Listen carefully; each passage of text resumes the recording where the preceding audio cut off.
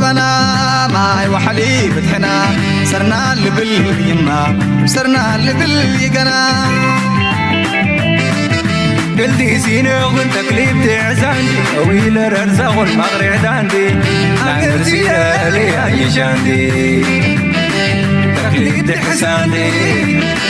مغرب كيدو كاندي عادات كلهم فتك وروم ووردك كسكس ومرقدتي كلهم ودي كلهم قطاين تقري وبلاين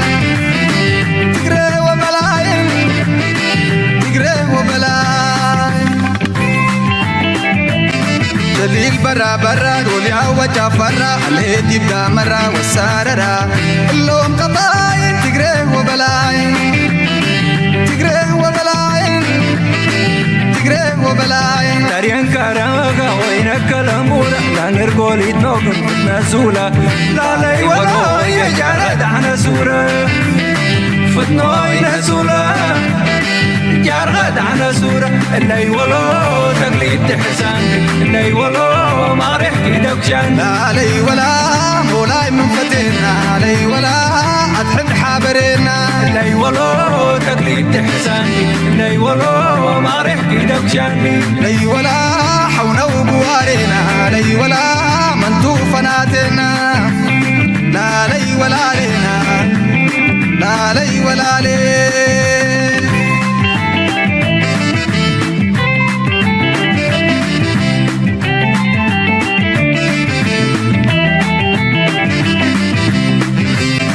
دليل برا برا قولي عوجة فرا الهيد يبقى مرة والساررة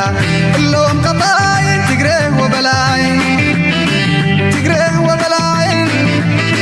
تقري وبلاين داريان كاراغا وينك الامورة لا نرقول يتنوغن نزولة لا لي ولا يجارد عنا سورة فتنوي نزولة جارد عنا سورة اللي ولو تقليد تحسان سلام تخطاتلتنا نايز channel كما يتخونوا تبوكت كونوا ناي وتر تمليتنان بحقنانيو لومون كم وتروا قداسن وانا وانت حستوتات حزنا لكم متينا لنا تام موداتا نايز مدام سانا كتصنحوا بخبرنا عدمكم لايك مقبار شير مقبار ريتوغمن حسابكم بهانات من قد كتقدفوا نمحتنكم كنتات قلتي فزك اير زلو بوليتيكا سلا بوليتيكانا عالمن زيناتاتنا عالمن نقولوا ببحادة كنريو كنفتنينا تدعبي يسأل دماغ نباكم كفتنينا مچم نزازينا جمير كاكسبت ودت راي بزح زك اير سلازلو it's very hard نقول نجر بحد نجر كابتشر كنقبرو ويم بتزبلت من قد جينا انا ريكم كنفتن زخونه بعضنا كنفتنينا مجمريا بزخ نجمر let's go please like قبرو بسانا خاصنحو Coming in from West Asia, Iran has issued a clear warning to the United Arab Emirates. The spokesperson for Iran's military command, Ibrahim Zolfaghari, has said that the US hideouts in the UAE are legitimate targets. The Iranian official accuses US military personnel of hiding in the ports, the docks and shelters in the cities of the UAE. He says that they have done this after the attacks on US military bases in the region. And the spokesperson said, and I'm going to quote him here, مچم زكينات زي كاب ساعات ناب ساعات كاب معالتنا معالتي إنها تغير يخيد كم زلون رلنا مبل عصرت حمشت معالتنا يتكوينات أتي لاب زلو نازح لك خيد تصبيو ناب زبرت درجة يخيد كم زلو يزر زلو أب إيران سخايدة حنتاد أزيا استراتيجيكاويت كاغ عيلند تبهال ناينا داديوم متن نايتقوط تبا إيران زخونة أمريكا حيال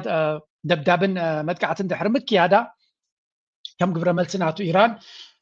بفلوين إمارات متنقطع يبقى خمسة ودباتنا إمارات عند تارجت كونه خمس خلو نجيرهم ترايدي كونس قدامي سقم تجميرهم كم زلوا كريكمه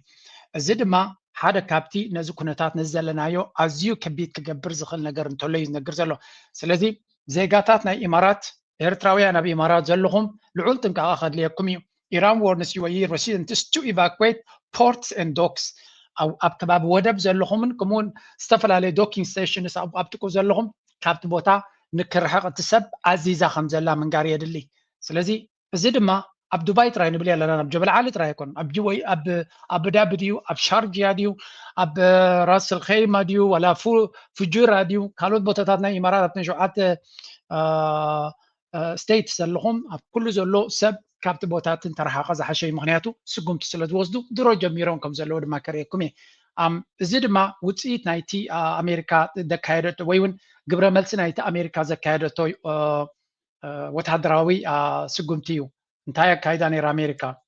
says the US has struck key Iranian military facilities on Haag Island, a small Iranian island key to the country's oil industry. The president said on social media the United States Central Command executed one of the most powerful bombing raids in the history of the Middle East and totally obliterated every military target in Iran's crown jewel, Haag Island. President Trump went on to threaten it. ሕጂ ከምዚ ትሪእዎ ፀናሕኩም ነዚ ቦታ እዚ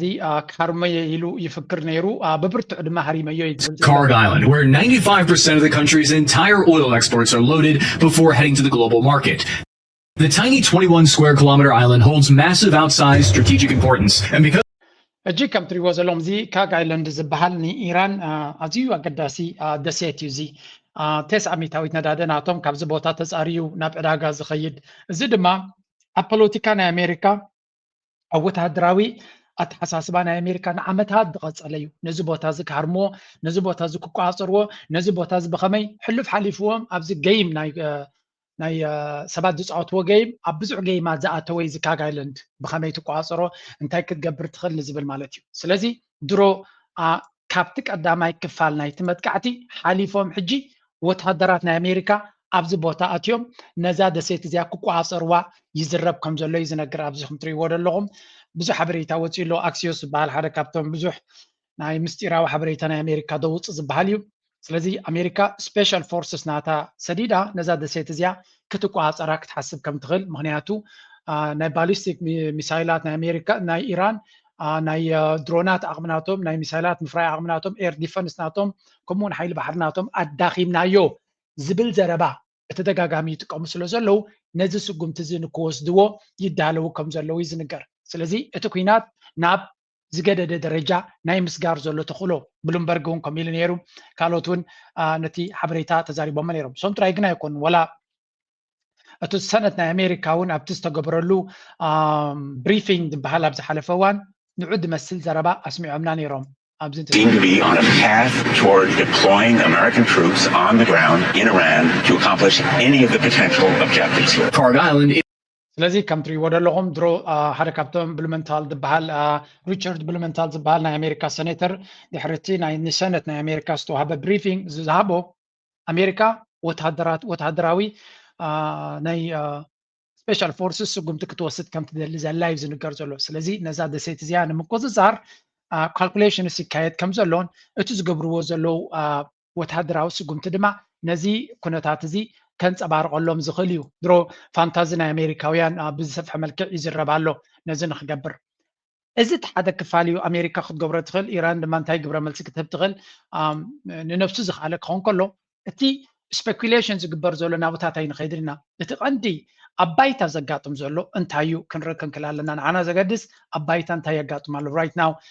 ድሕርቲ ነዚ ስጉምቲ ምውሳድ ኣሜሪካ ኢራን እንታይ ስጉምቲ ወሲዳ All right, viewers, on day 15 of West Asia War, we're getting more and more developments. The breaking news coming in at this hour, an oil tanker has been targeted by Iran near the port of Sharjah in UAE and also fired rapid at Fujairah oil port after strikes. This as Iran is now retaliating after US conducted strikes on Karg Island. So now እዚ ሓደ ካብቲ ድሕርቲ ኣሜሪካ ዶናልድ ትራምፕ ዝገበሮ መጥቃዕቲ ሓንቲ ታንከር ተሓሪማ ኣላ ከምኡ ድማ ናይ ኢማራት ናይ ዩኤኢ ሻርጃ ዝበሃል ቦታ ታርጌት ኮይኑ ከም ዘሎ እዩ ዝንገር ዘሎ እዚ ማለት ማለት እዩ ኢራን ቀዳማይ ዕላማ ናታ ነቲ ኣሜሪካ ትገብሮ ዘላ ግብረ መልሲ ናታ ናብ ኢማራት እዮም ኣተኪሮም ዘለው ምክንያቱ ኢማራት ምስ ኣሜሪካ ዘለዎም ርክብ ይርእይዎ ስለ ዘለው ባይ ደ ወይ ብልፅግና ናብ ዝከይድሎ ስለዚ ብልፅግና ንባዕሉ ኣብይ ኣሕመድ ታርጌት ከኣቱ ከም ዝኽእል እዩ ዝንገር ዘሎ ሜይቢ ብኢራን ኣይኮነን ግን ብሑቲ ታርጌት ከኣቱ ከም ዝኽእል ዝዝረብ ኣሎ ንሱ ፅኒሕልና በይኑ ክንሪኦ ኢና ኢማራት the number one focus ኢራን ንእስራኤል ክድምስስ እንተዘይክኢላ ካብ ኩሉ ነገር ድማ መሪፃ ክድምስስ እንድሕር ኮይና ንኢማራት ከም ዝኾነ ዘርኢ ምልክታት ብዙሕ ኣሎ ብዙሕ ምልክታት ኣሎ ናብ ኢማራት ፍሉይ ታርጌት ከም ዘለዎም ምክንያቱ እቲ ኢማራት ዝበሃል ድሕሪ ናይ 15 መዓልቲ ዝወሰደ ኩናት እውን እንትኾነ ኣብ ጎኒ ኣሜሪካ ከም ዘሎን ንኢማራት እውን መጠንቀቕታ ክትብሎ ትኽእል ምዕፅንታ ክትብሎ ትኽእል መግለፂ ሂቦም ኣለዉ ፅኒሕ ኢለ ከርእየኩም ሞራብ እቲ ናይ ኢማራት ከተኩር ስለ ዝኾንኩ أجنتاينا نرزلنا ني أمريكا زقبرو وزلو قبر ملسي ناي إيران ناب حقرات عرب إن حيالي متسألو إذا تحرك فالت رئيس إنه لكريكمي أب سعودية تغير زول أب سعودية نبي أب كالوت حقرات عرب تغير زول دمان رأي. This aircraft were reportedly damaged in an Iranian attack in Saudi Arabia. This information has emerged as U.S. Central Command confirmed that all the 6 crewmen aboard another AW fueler were killed after it crashed in Western Iraq on Thursday. According to a report by Wall Street Journal, the 5 KC-135 planes were damaged after an Iranian missile slammed into Prince Sultan Air Base. The report cited U.S. officials who accepted that the aircraft were damaged but not completely destroyed, and repairs were underway to fix them. Now, انتاينا نسمع زلنا this is a في معرباو ميديا تقلال لا إغنورنا قبر زخيز الحبريتاينا نرزلنا إيران أبناء السعودية إير بيز أب السعودية زل إير بيز بس قبرتو نايدرو متكعتي همشت إير كرافتس ندادد نتن نايوج نفرتي ندادد ملالن حمشت عبيت نفرتي كم زتهرما ولا يقاص الأمبر عب عنوات كم زوردن يوم زنقر زلو أوشت مريتنا السعودية زلو إير بيز مالتي زي نا أمريكا إير بيز أبز حلفة أب العراق إير بيز حنتنا فريت نتاجت أب سماي كتمل الله خلا كم زتحرمت ويون كا أمريكا بزبلود ما بعلا وديقة خمس بلون شدش تاب أزنبرو كرو نا أمريكا وتهدرات كم زموتو زنقر كوينو حجر ما بسعودية إير بيز تحريمو حمشت نداد زمل نفرت تحريما كم زلوين زنقر زلو زبو حديو كم يجيرو يزخل زكايات زلو زبل زرباد مالو يودق على يزبلهم زلو أنا أمريكا مراحي every time حتى وقلو انتايب لالو أبز سمعوه. Repeated videos show the clear danger for ships trying to get through the Strait of Hormuz, causing a drastic drop in shipping through the narrow waterway. Iran says it will stay closed until the war ends. A perceived strength the Pentagon is trying to portray differently. And as the world is seeing, they are exercising sheer desperation in the Straits of Hormuz. Something we're dealing with, we have been dealing with it, and don't need to worry about it. كم تريود لهم زمن السبق الحالنا توميو زاربة زلو دارك خام معلتنا معلتي ملاقص ناخونه يمت كم زلو مالت بعفود زاربون أبايتا زر زلون بفلاي نقطة بعالم نمرققا ولا حنتي استراتيجي كم زي بلو يزن الجر زلو من البات أبزي داي دونالد ترامب ادمنستريشن بدو شجر كقاطو مزخل سبز بهذا لو زمن السبق الحالي مهنياتو نزو كينات زي كاب مواجه جميركا أب أجباب زي كايدو زلو نزقبهم سبقات يحوس كم زي اللي كم بقرب تلاقي وصح حبريتان تايبل ثانيو أبتو كوينات عبيتنا تكوينات كم رحوا زقبهم حبريتها كم زي توهبهم أما كلاي مبرع زلو دبلوماتنا أمريكاون تكوينات كاف سوشيال ميديا كم تسمعوه سلازي نتي ستيت ديبارتمنت دي أمباسادراتنا أمريكا نتوزبهم أب مع كلاي مبرع زلو زخونه يقوم أنقطع كبو كم زي تحبرهم زنبره سلازي كل نجار بتبتب زجبر نايب حكي بدخمة بلانت زخونه مخانم حدا أقداسي حبريتاون وزير بزعبازين أمريكا كايدا زلو مالتي. Prepared for something that administrations have been talking about for decades? Yeah, look, this is reporting from CNN's Zach Cohen, Phil Mattingly, Kevin Liptak, and Kylie Atwood, and it gets into just how problematic what is happening in the Strait of Hormuz, which of course is one of the world's most important energy chokeholds in the country. It's responsible for 20% of the global crude oil that comes out of that very key. انتاي زبل حبريتك على دما وتيلو it's just ridiculous ساع كندزي كتلاقي يوم كتبل ونا يدخلني خانيركا اتينا دونالد ترامب ادمنستريشن بزعبا زي اب وشمتنا يحرموزا قاطي مزلو بلوكيد ويون عزوا كم تزدله بلانا يقبرولون يزبحال زلو ازو كوينات زي لك حنتي صنصوا يالا لنقناون اول نغير وانيرو حد هوخ ملو هيوتو نفاريد كبرر حلم زنبرو سبسي اب لايبراري مساتو حنت مصحت رخيبو كمي غير كبعال خا نفاريد كتبرر تخل زخونه سب كاي حجزك تبل ستيب 1 ستيب 2 نابلت بعلات جاي تجبر كم سرايا كلتا سلسته بيج مسببه زي عندي رادلن يريل تخيلو نفاريد تخاريو قطر حدا نزيا طوق دحري نزيا غبر دحري نزيا غبر نابلتو نابررا كم زغير كاتخذ نلعل بز تخيل قلبلو ترزب سماي مزبصحه بزعبا مراد زملكت ابت مصح تامنا تخاتلو كم زبلو ومو كسب حجي اتا صنصواي تخليت كفاله كم زي تسرحت يم زبلو ዶናልድ ትራምፕ ድማ ከመይ ጌርካ ነታ ኩናት ትጅምራ እምበር ከመይ ጌርካ ትውዳኣ ከመይ ጌርካ ከነትፀገም ከጋጥመካ ዝኽእል ትብድሆ ኣይሓሰበሉን እዩ ዝበሃል ዘሎ ስለዚ ብዘረባ ጥራይ ዘይኮነ ድማ ብተግባር ሕጂ ኣብዚኣ ቁርብ ክንእርማ ከምቲ ዝድለ ነዚ ወሽመጥ ሓርሙዝ ፕላን ኣይገበረሉን ክበሃል ከሎ he's not that stupid ወይ እውን ኣብ ጥቁ ኣማኸርቲ ናይ ወታደራዊ ክእለታት የለውን ማለት ኣይኮነን እቲ ቀዳማይ ፕላን ናቶም ሬጂም ቼንጅ ስለ ዝነበረ ነዚ ፕላን ኣይገበሮን ኣይ ማለት እዩ ኣብ ውሽጢ 48 ሰዓት ክውዳእ ዝኽእል ኩናት ነቶም መራሕቲ ምብሎም ተቐቲልካዮም ድሕሪኡ ስርዓት ባዕሉ ክወጥቀልካ እዩ ህዝቢ ክለዓል እዩ ድሕሪኡ ነዚ ዝዓፅወልካ ሓይሊ ክህሉ የብሉን ዝብል ፕላን ነይርዎ ኾኒ ፕላን ናትኩም ነይሩ ስለዚ እታ ፕላን ኤይ ፌይል ስለ ዝገበረት እቲ ስርዓት ክወድቕ ኣይከኣልን መንግስቲ ኢራን ክወድቕ ኣይከኣልን ህዝቢ ድማ ክለዓል ኣይከኣልን ጥራይ ዘይኮነ እቲ ወታደራዊ ሰራዊት ናይ ኢራን ዝገብሮ ዘሎ ትሪር ግብረ መልሲ ድማ ከምዚ ሕጂ ዝርእይዎ ዘሎ ኣይተሓሰቡሉን ስለዚ እንታይ ገብር እዩ ዝፍትን ዘሎ ዶናልድ ትራምፕ መመሊስካ ምድብዳብ መመሊስካ እንተጨፍጪፍካ ክፈታሕ ይኽእል ኢሉ ይሓስብ ኣሎ እቶም ኢራን ድማ ይብሉ ኣለዉ ነፍሲ ወከፍ ዝሓለፈት መዓልቲ ንዶናልድ ትራምፕ እታ ዝኸበደት መዓልቲ ክትከውን ምዃና ምክንያቱ ቀልጢፉ ክወድቕ ተዘይክኢሉ እቲ ናይ ኢራን ስርዓት ንዶናልድ ትራምፕ ኣማራፂታት ናቱ እናፀበቡ ክኸዱ እዮም ምክንያቱ ቁጠባ ናይ ዓለም ሓደ ካብቲ ምሕንቆ ዝኾነ ዘሎ እዩ ኣብ ኣሜሪካ ዘሎ ተቐባልነት ወይ እውን ናይቲ ህዝቢ ተፃወረነት አንጻሩ ከም ዝኾነ ይፈልጥ እዩ listen to this stuff up. Donald Trump started a war with Iran and now life is more expensive here in America. Gas prices are up. We haven't seen gas prices jump this much since Russia invaded Ukraine. Some cities in Indiana and Ohio have already seen a jump of over 50 cents a gallon. In Texas and Virginia, prices are up by more than 65 cents. And California is seeing gas prices above $8. እዚኣ ትሪእዋ ዘለኹም ሓንቲ ካብቶም ናይ ዴሞክራትስ ሰነተርያ ናይ መሳኪዩትስ ትበሃል ስቴት ማለት እዩ ዴሞክራትስ ክሳብ እዚ ኩናት ዝጅመር ወይ እውን ኣብቲ ቀዳሞት 6-7 ወርሒ ናይ ዶናልድ ትራምፕ እንታይ ከም ዝብሉን ኣቕሎም ጠፊዎም ነይሩ ዛርጋ ብኸመይ እዮም ናብዚ ፖለቲካ ክቐርቡ ማእዝኖም ዝጠፍኦም ድንግርግር ዝበሎም እዮም ነይሮም እንተሎሚ ዴሞክራትስ ኩሉ ነገር ንክዕወቱ ባይታ ካብ መዓልቲ ናብ መዓልቲ እናተነፅፈሎም ይኸይድ ኣሎ عندنا ناي دونالد ترامب زفترو زلو نت ماغا زبال بيزناتو حوي تشيلو تراي داي كوني اتقطبا ريبابليكانس بقندو دما دونالد ترامب زبال انتاي يونير مبصعناتو اب كينات ناي كال كم زي كيدن كاب زخون يكون كينات وزيو اتوكروناتو ناب امريكا تراي حزب امريكا زطعمه تراي كغبري لنيرو 180 ديجري بقمط علو يخيدو زلو نمبراق خيد يزبلو ملو بملو نام عرب قصو يخيد زلو زمالته مالتي بيز ناتو كومبليتلي تطليم هو كويناس لدفتو توم ريبابليكان نسلا مطفا دما حدا كابتي هوبناتوميو وي حلمناتوميو توم هارد كور ريبابليكانز بحالو عليتاويان وي ايفانجيليكال يمزبلو امين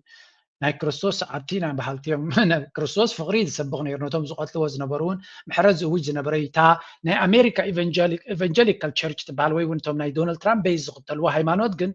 هايمانوت دا يكون بوليتيكاسا ساتا بوليتيكا مغنياتو ناب إيران وقن زوج زلو صلوات يوم زقبرولو حيلك بكايبلو هلا غير كان اختار سلازي تاناتهم بيت كريستيان وي وانت ناي امريكا مسبع دونالد ترامب تقرب بيت كريستيان ناي بوليتيكان برنامج لا بيت كريستيان يكونت مسألمتي بزح اخبروت زي بلا ناي صعدو رؤسهم بلوند نزخونه طرايا تغلغل سلازي كمزان ريا زلنا اتو كوينات نابي قلص يخيدالو حزب امريكا دما قداماي تغداي كون جمير لمهنياتو ندادي للعلي ديب سلازلو نتوم ديموكراتس دما صبغ زخونه بايتا فطيرلهم الله كمزا تريوم زلهم نغهم مشيتن غاس برايسس يبلو بتحد اندرا ناي كوينات يبلو بتحد مغابريا ناي اسرائيل كوينا يبلو امين بعلزيان بعلا كابوم زغدو كابوم تجدد امبرت حيش يكونتن جن كل غزي بب ترايو دحري ريبابليكان يم حضروا لو خوينهم توم ديموكراتس نهزب زحاليوم زخونه تواسح كوي بقى كرم زبله تواسوي اب زبله جو بايدن بعلزيا كويناتنا يوكرين تراي كبلا زعلا زنبريا لومي بزعبه حزب امريكا خمس قدسا بزعبه مناوبرو ناي امريكاين كم زقدسوم يم زارب زلو مچم زبل انتبلو ጉዳይ ናይ ዓዶም ስለ ዝኾነ እዝን ኣብ ብዙሕ ነገራታት ኢኻ ተዛረበሉ ነገር የለን እዚ ጥራይ ግን ኣይኮነን ዋላ ትማጋ ዝበሃል ዶናልድ ትራምፕ አንጻሩ ጠጠው ንኽብል ዓብ ድፊት ፈጢሩሉ ሎ ዶናልድ ትራምፕ ዝበሃል days in. He's planning on sending more troops to the region, we're told. It's not clear exactly what they'll do while they're there, a Marine group. Is that something you support? Absolutely not. As a matter of fact, I like millions and millions of Americans are outraged by this. He never came to America and addressed the nation and gave clear reasons why we would go to war with Iran, especially after he told us that back in the summer that he had completely obliterated all of their nuclear capabilities and had even chastised any news organization or هذا كابتوم دونالد ترامب حمام رأسه غيناتو زلا زي سب زيا مشتش تعمز دقفتها حنت كابتوم هارد كور ناي ماغا كاند دقفت ناي ماغا أبار ناي كونغرس ناي أمريكا ناي برلمان أمريكا زنبرتها دونالد ترامب دقافيتون بزح عمتات يعني أبزن زحلفة بإبستين فايل زبل مسجمرة تسقمناتهم نتي إبستين فايل دونالد ترامب أبو هيك أمال قصلو زغونة حبريتها نخيوت نايتن دكنستيو مسألة دمان نخي تكبر أبو مساك باس جميرو بحقات تشيلو زكوينات جميرو أب كوينات لم تاي تغير على غزبل زغونة كالو ناي وشت أو سقمون كلهم غليو دونالد ترامب قال أتازح من موت هرمز على حنت زيها حنتو قال نسيتيا سلزي نايتي إبستين فايلس نتن دكنستيو تحت عدمز جبره نعو أبغون ناتو خينا كتك على سكلا بحزب تقبلنا تلوا مغنياتو قبل بزحات أمريكان ترى إذا كنت بزحات حزب عالم حبتامات لعل حقو خينام نتحت عدمه أنات أودات يكون أوالز قبروز نبرو بعلقنا ناب حق نخي قربو دونالد ترامب لما أكلناتهم نعمي كلا خلط رادي يكونس حركة أبو مسلو زغانه نفسه نمكل خال سلطانو يتكام كم زلو يزنقر باي ذا واي بزحات أمريكاويان إذا كويناتنا بإيران جيرو زلو نتو قداينا إبستين نخد قص زقبرو زلو حجوم بزح فايلاتي وصالوغم بزو كوينات نابرتعه كدوق صيفتنا لو تميديا دما دايما دايلو نبزو كوينات نا ايران نا اسرائيل ناب حزب الله دو نابقل نابلو كدوق صيفتنا لو امبر قدا حقي بزح دونالد ترامب اب شجر كتوزخ القدايات نيرو جن كم زاندريو زلنا زيات بلا زلا ازو كوينات زي نحنا نزك تونا يكوننا مريصنايو ازي نزيلنا يكوننا ابغونو تسلفنا نيرنا ناي بحق تعليمنايو نسبه امريكا زرب حيكونن نسبه امريكا زغلغل قداي دما نري لنا سلازي ناي بحكي ابز قداي زي كبد بله تقاوم دونالد ترامب برتع زخونه متقعتي دونالد ترامب يغاطمالو شوف نزي بوليتيكاوا كايدا بخميك سغرويو ني غزي خنقط فينا كاله ناي ندادو قداي حجون نزا فيديو ناغبر كخلو there is another very interesting story. Hotel in Dubai on fire, an airport in Bahrain paralyzed, a United States embassy hit, Amazon data centers across the Persian Gulf dark. And the weapon responsible? It costs less than a Honda Accord. This is the story. I think while I'm doing this video, there was already Two tankers. مدبر ناي UAE largest oil storage facilities are on fire. BBC زبلو زلو ناي إمارات زعبي ناي ندادي مدبر تقاتلو خمزلو يزنقر زلو إيران لما نواقع ناي ندادي نابكل تميتي انت زي دايبنايو أي نحناني نايلون فكيرو مالو سلازي إمارات حدا بفليز بلا منقدي تارجيتد زخون زلو هاقر مغانو أبز قداي زين نرلنا أبتي أبز حلفي أريوكم نيري درو نسعودياون حويسهم أبزع بوتاتات يهرموها خمزلو أتمتكعت ناي إمارات دما ناي إيران دما نحيا لي خيط كمزلو يزنقر زلو. So what is the plan now? ني بحرين يهرموها له ني السودان ني سعودية يهرموا له عندك ني إمارات ببزح من قد يهرموها له أبزعتنا يرتراويان دما تمنيتنا انتهي زلو أبيت لا سوري أبكال بغير تمنيتنا يبزحات يرتراويان عويل كاك تزاربلون حماقت منه حسدنا كمسلسلة زغل مبر إمارات صبوق غيرهم كسم بدولو زغلو من قدك فطر له زبل هزبي دمصناتون بهقناتون نعبي خيط كم زلو يزنقر زلو أتي زكاية زلو كنت هادما أتي زكاية زلو بإيران زقبر زلو سقمتي نبعلهم إيران كبيد زغون سقمتي يوسد لهم سلو زلو انتهي كقبرك فتن لهم نأمريكا نأمريكا كأقسوا وينتطو قبلوان دعرو غينهم انتهي قبر لهم ناتي إمارات بحال ويونتن هجرات عرب أبرتعهم كهرمون كخلو اللوم. That is the plan. But the plan is you. من البعد نزانا ندادي حنت نجر وسيخم لالو. السادما ندادي ترايدي كونه مس ندادي زتحاس أبهجرات عرب بزعدين سمعه زلنا قدايونا له. نسودما ناي مقبض أجمعون أبزغ عربا كرة كم زغلي زنجر زلو. far, human life, including the supreme leader of Iran, energy supplies, flight schedules, and now food could be next. Global headlines have been focused on oil, about how oil tankers are stuck in the Strait of Hormuz, but there are other vessels in those waters too, like ships carrying food and fertilizers. And the biggest worry right now are the fertilizer supplies. Exactly. معرتي ندادن غازن كابز بوتاز زخيز زنبره تعاطيلو سبز غوزلو كابو فليخا كرزيكل ازيو اقداس دما كابز كبابزي ببزح زفريق سب 30% ናይ ዓለምና ድኹዒ እዚ ሞደርን ፈርቲላይዘር ዝበሃል ከምኡ ድማ ናብኡ ዝኣቱ ኬሚካልስ ካብዘን ሃገራት ዓረብ በብዝሒ ዝኸይድ ስለዚ ንሱ ተዓፅዩ ስለ ዘሎ ናይ መግቢ ቀውሲ ከጋጥም ከም ዝኽእል ናይ መግቢ ሽግር ከጋጥም ከም ዝኽእል እዩ ዝንገር ዘሎ እሞዳ እንታይ ክግበር ዝኹሉ ፀገማት ዝእከብ ዘሎ እንድሕር ኢልካ ኣሜሪካ ንዓለም ከተትሕን ዝግባኣያ ነዚ ፀገማት እዚ ኣሜሪካ ክትፈትሖ ነይርዋ እንተኾነ ናይ ዶናልድ ትራምፕ መምሕደራ ኣይኮነን ነዚ ናይ ዓለም ሽግር ክፈትሕ ነቲ ናቱ ዘበገሶ ሽግር እውን ክፈትሕ ኣይከኣለን ኣሎ ስለዚ maybe ኤርትራ ኣይትፅሎን እያ በዚ ጉዳይ እዚ ክብለኩም ኣይክእልን እየ ክትፅሎ እያ ብርግፅ እንተኾነ ሓደ ነገር ጥራይ ክርዳኣና ክኽእል ኣለዎ ኤርትራ እዚ ነገራት እዚ ኩሉ ፅቡቅ ከለውን ጥዕምዋ ነይሩ ንብል የለና ንኤርትራ ዘይምልከት ኤርትራ ኣካል ናይ ዝቁጠባ ኣይኮነትን ገለገለ ክብለኩም ኢለ ኣይኮንኩን no nothing ኮምን ማለት ኣይኮንኩን ኤርትራ ትጉዳእ ኣላ ከም ካልኦት ሃገራት ብፍላይ እቲ ናይ ኤሌክትሪክ ናይ ኤርትራ ብዲዘል እዩ ዝሰርሕ እዮም ዝብሉ እቲ ጀነሬተራት ወይ ከዓ እቲ መመንጨዊ ሓይሊ ኤሌክትሪክ ናይ ኤርትራ ዲዘል ድማ ተኣመና ከቢሩ ዘሎ እዩ by the way እቲ ዲዘል ምኽባሩ ኣብ ኣሜሪካ መብዛሕትኦም ቶም ትራከርስ መኪና ዓበይቲ መኻይን ዝዝውሩ ዲዘል እዮም ዝጥቀማ ተን መኻይን ስለዚ ድሮ ዋጋ ናይ ሎጂስቲክስ እናወሰኸ ይኸይድ ስለ ዘሎ መነባብሮ ኣብ ኣሜሪካ ይኹን ኣብ ካልእ ዓለም እናገደደ ክኸይድ ምዃኑ እዩ ዝንገር ዘሎ ስለዚ ኣብ ልዕሊ እዚ ኩሉ ናይ ነዳድን ጋዝን ዝበሃል ዘሎ ናይ ድኹዒ ክሳብ 20% ናይቲ ፈርቲላይዘር ካብዚ ከባቢ እዚ ከም ዝኸይድ እዮም ዝነግሩና ዘለዉ and that is going to create another big pressure ምክንያቱ ንኸደሉ ንቐርቦ ዘለና ግዚኡ ናይ ሕርሻ እዋን እውን ይቐርብ ስለ ዘላ ብዙሓት እቲ ድኹዒ ብእዋኑ ናብቶም ሓረስቶት ክበፅሕ ተዘይክኢሉ ካልእ ዓብዪ ፀገም ካብዚ ኩናት እዚ ክፍጠር ዝኽእል ሽግር ከም ዘሎ እዮም ዝነግሩ ዘሎ ብዙሓት ኪላታት and this is going to be another nightmare ንቁጠባ ናይ ዓለምና ብብዙሕ መንገድታት ተሃስዩ ዘሎ ንብሎ ዘለና ሕጂ ድማ ካልእ ነፍሱ ዝኸኣለ ነጥቢ መፅኡ ድማ ነቲ ከባቢ ክርምሶ ከም ዝኾነ እዩ ዝንገር ዘሎ ስለዚ ሃገራት ዓረብ ካብቲ ንሕና ንግምቶ ንላዕሊ ኣገዳስነት ዘለወን እየን ኢማራት ድማ ነዚ ኩናት እዚ መጠን ዘንውሐቶ መጠኑ ንሳ ዝያዳ ኣብቲ ቦታቲ ናታ ሽግር ክፍታሕ ከም ዝኽእል እዩ ዝመስላ ዘሎ ኣነ ንበይነይ ጥራይ ዝሞተሉ ምክንያት የለን ዝብል ርዲት እዩ ዘሎ ስለዚ እቲ ሞት ንሞት እንተኮይኑ ወይ ጥፋት እንተኮይኑ ተለኻኺብና ኢና ክንከይድ እምበር ኣነ ንበይነይ ኣብዚ ቦታ እዚ ኣይጠፍእን እየ ዝብል መርገፂ ናይ ኢራን ኢና ንርኢ ዘለና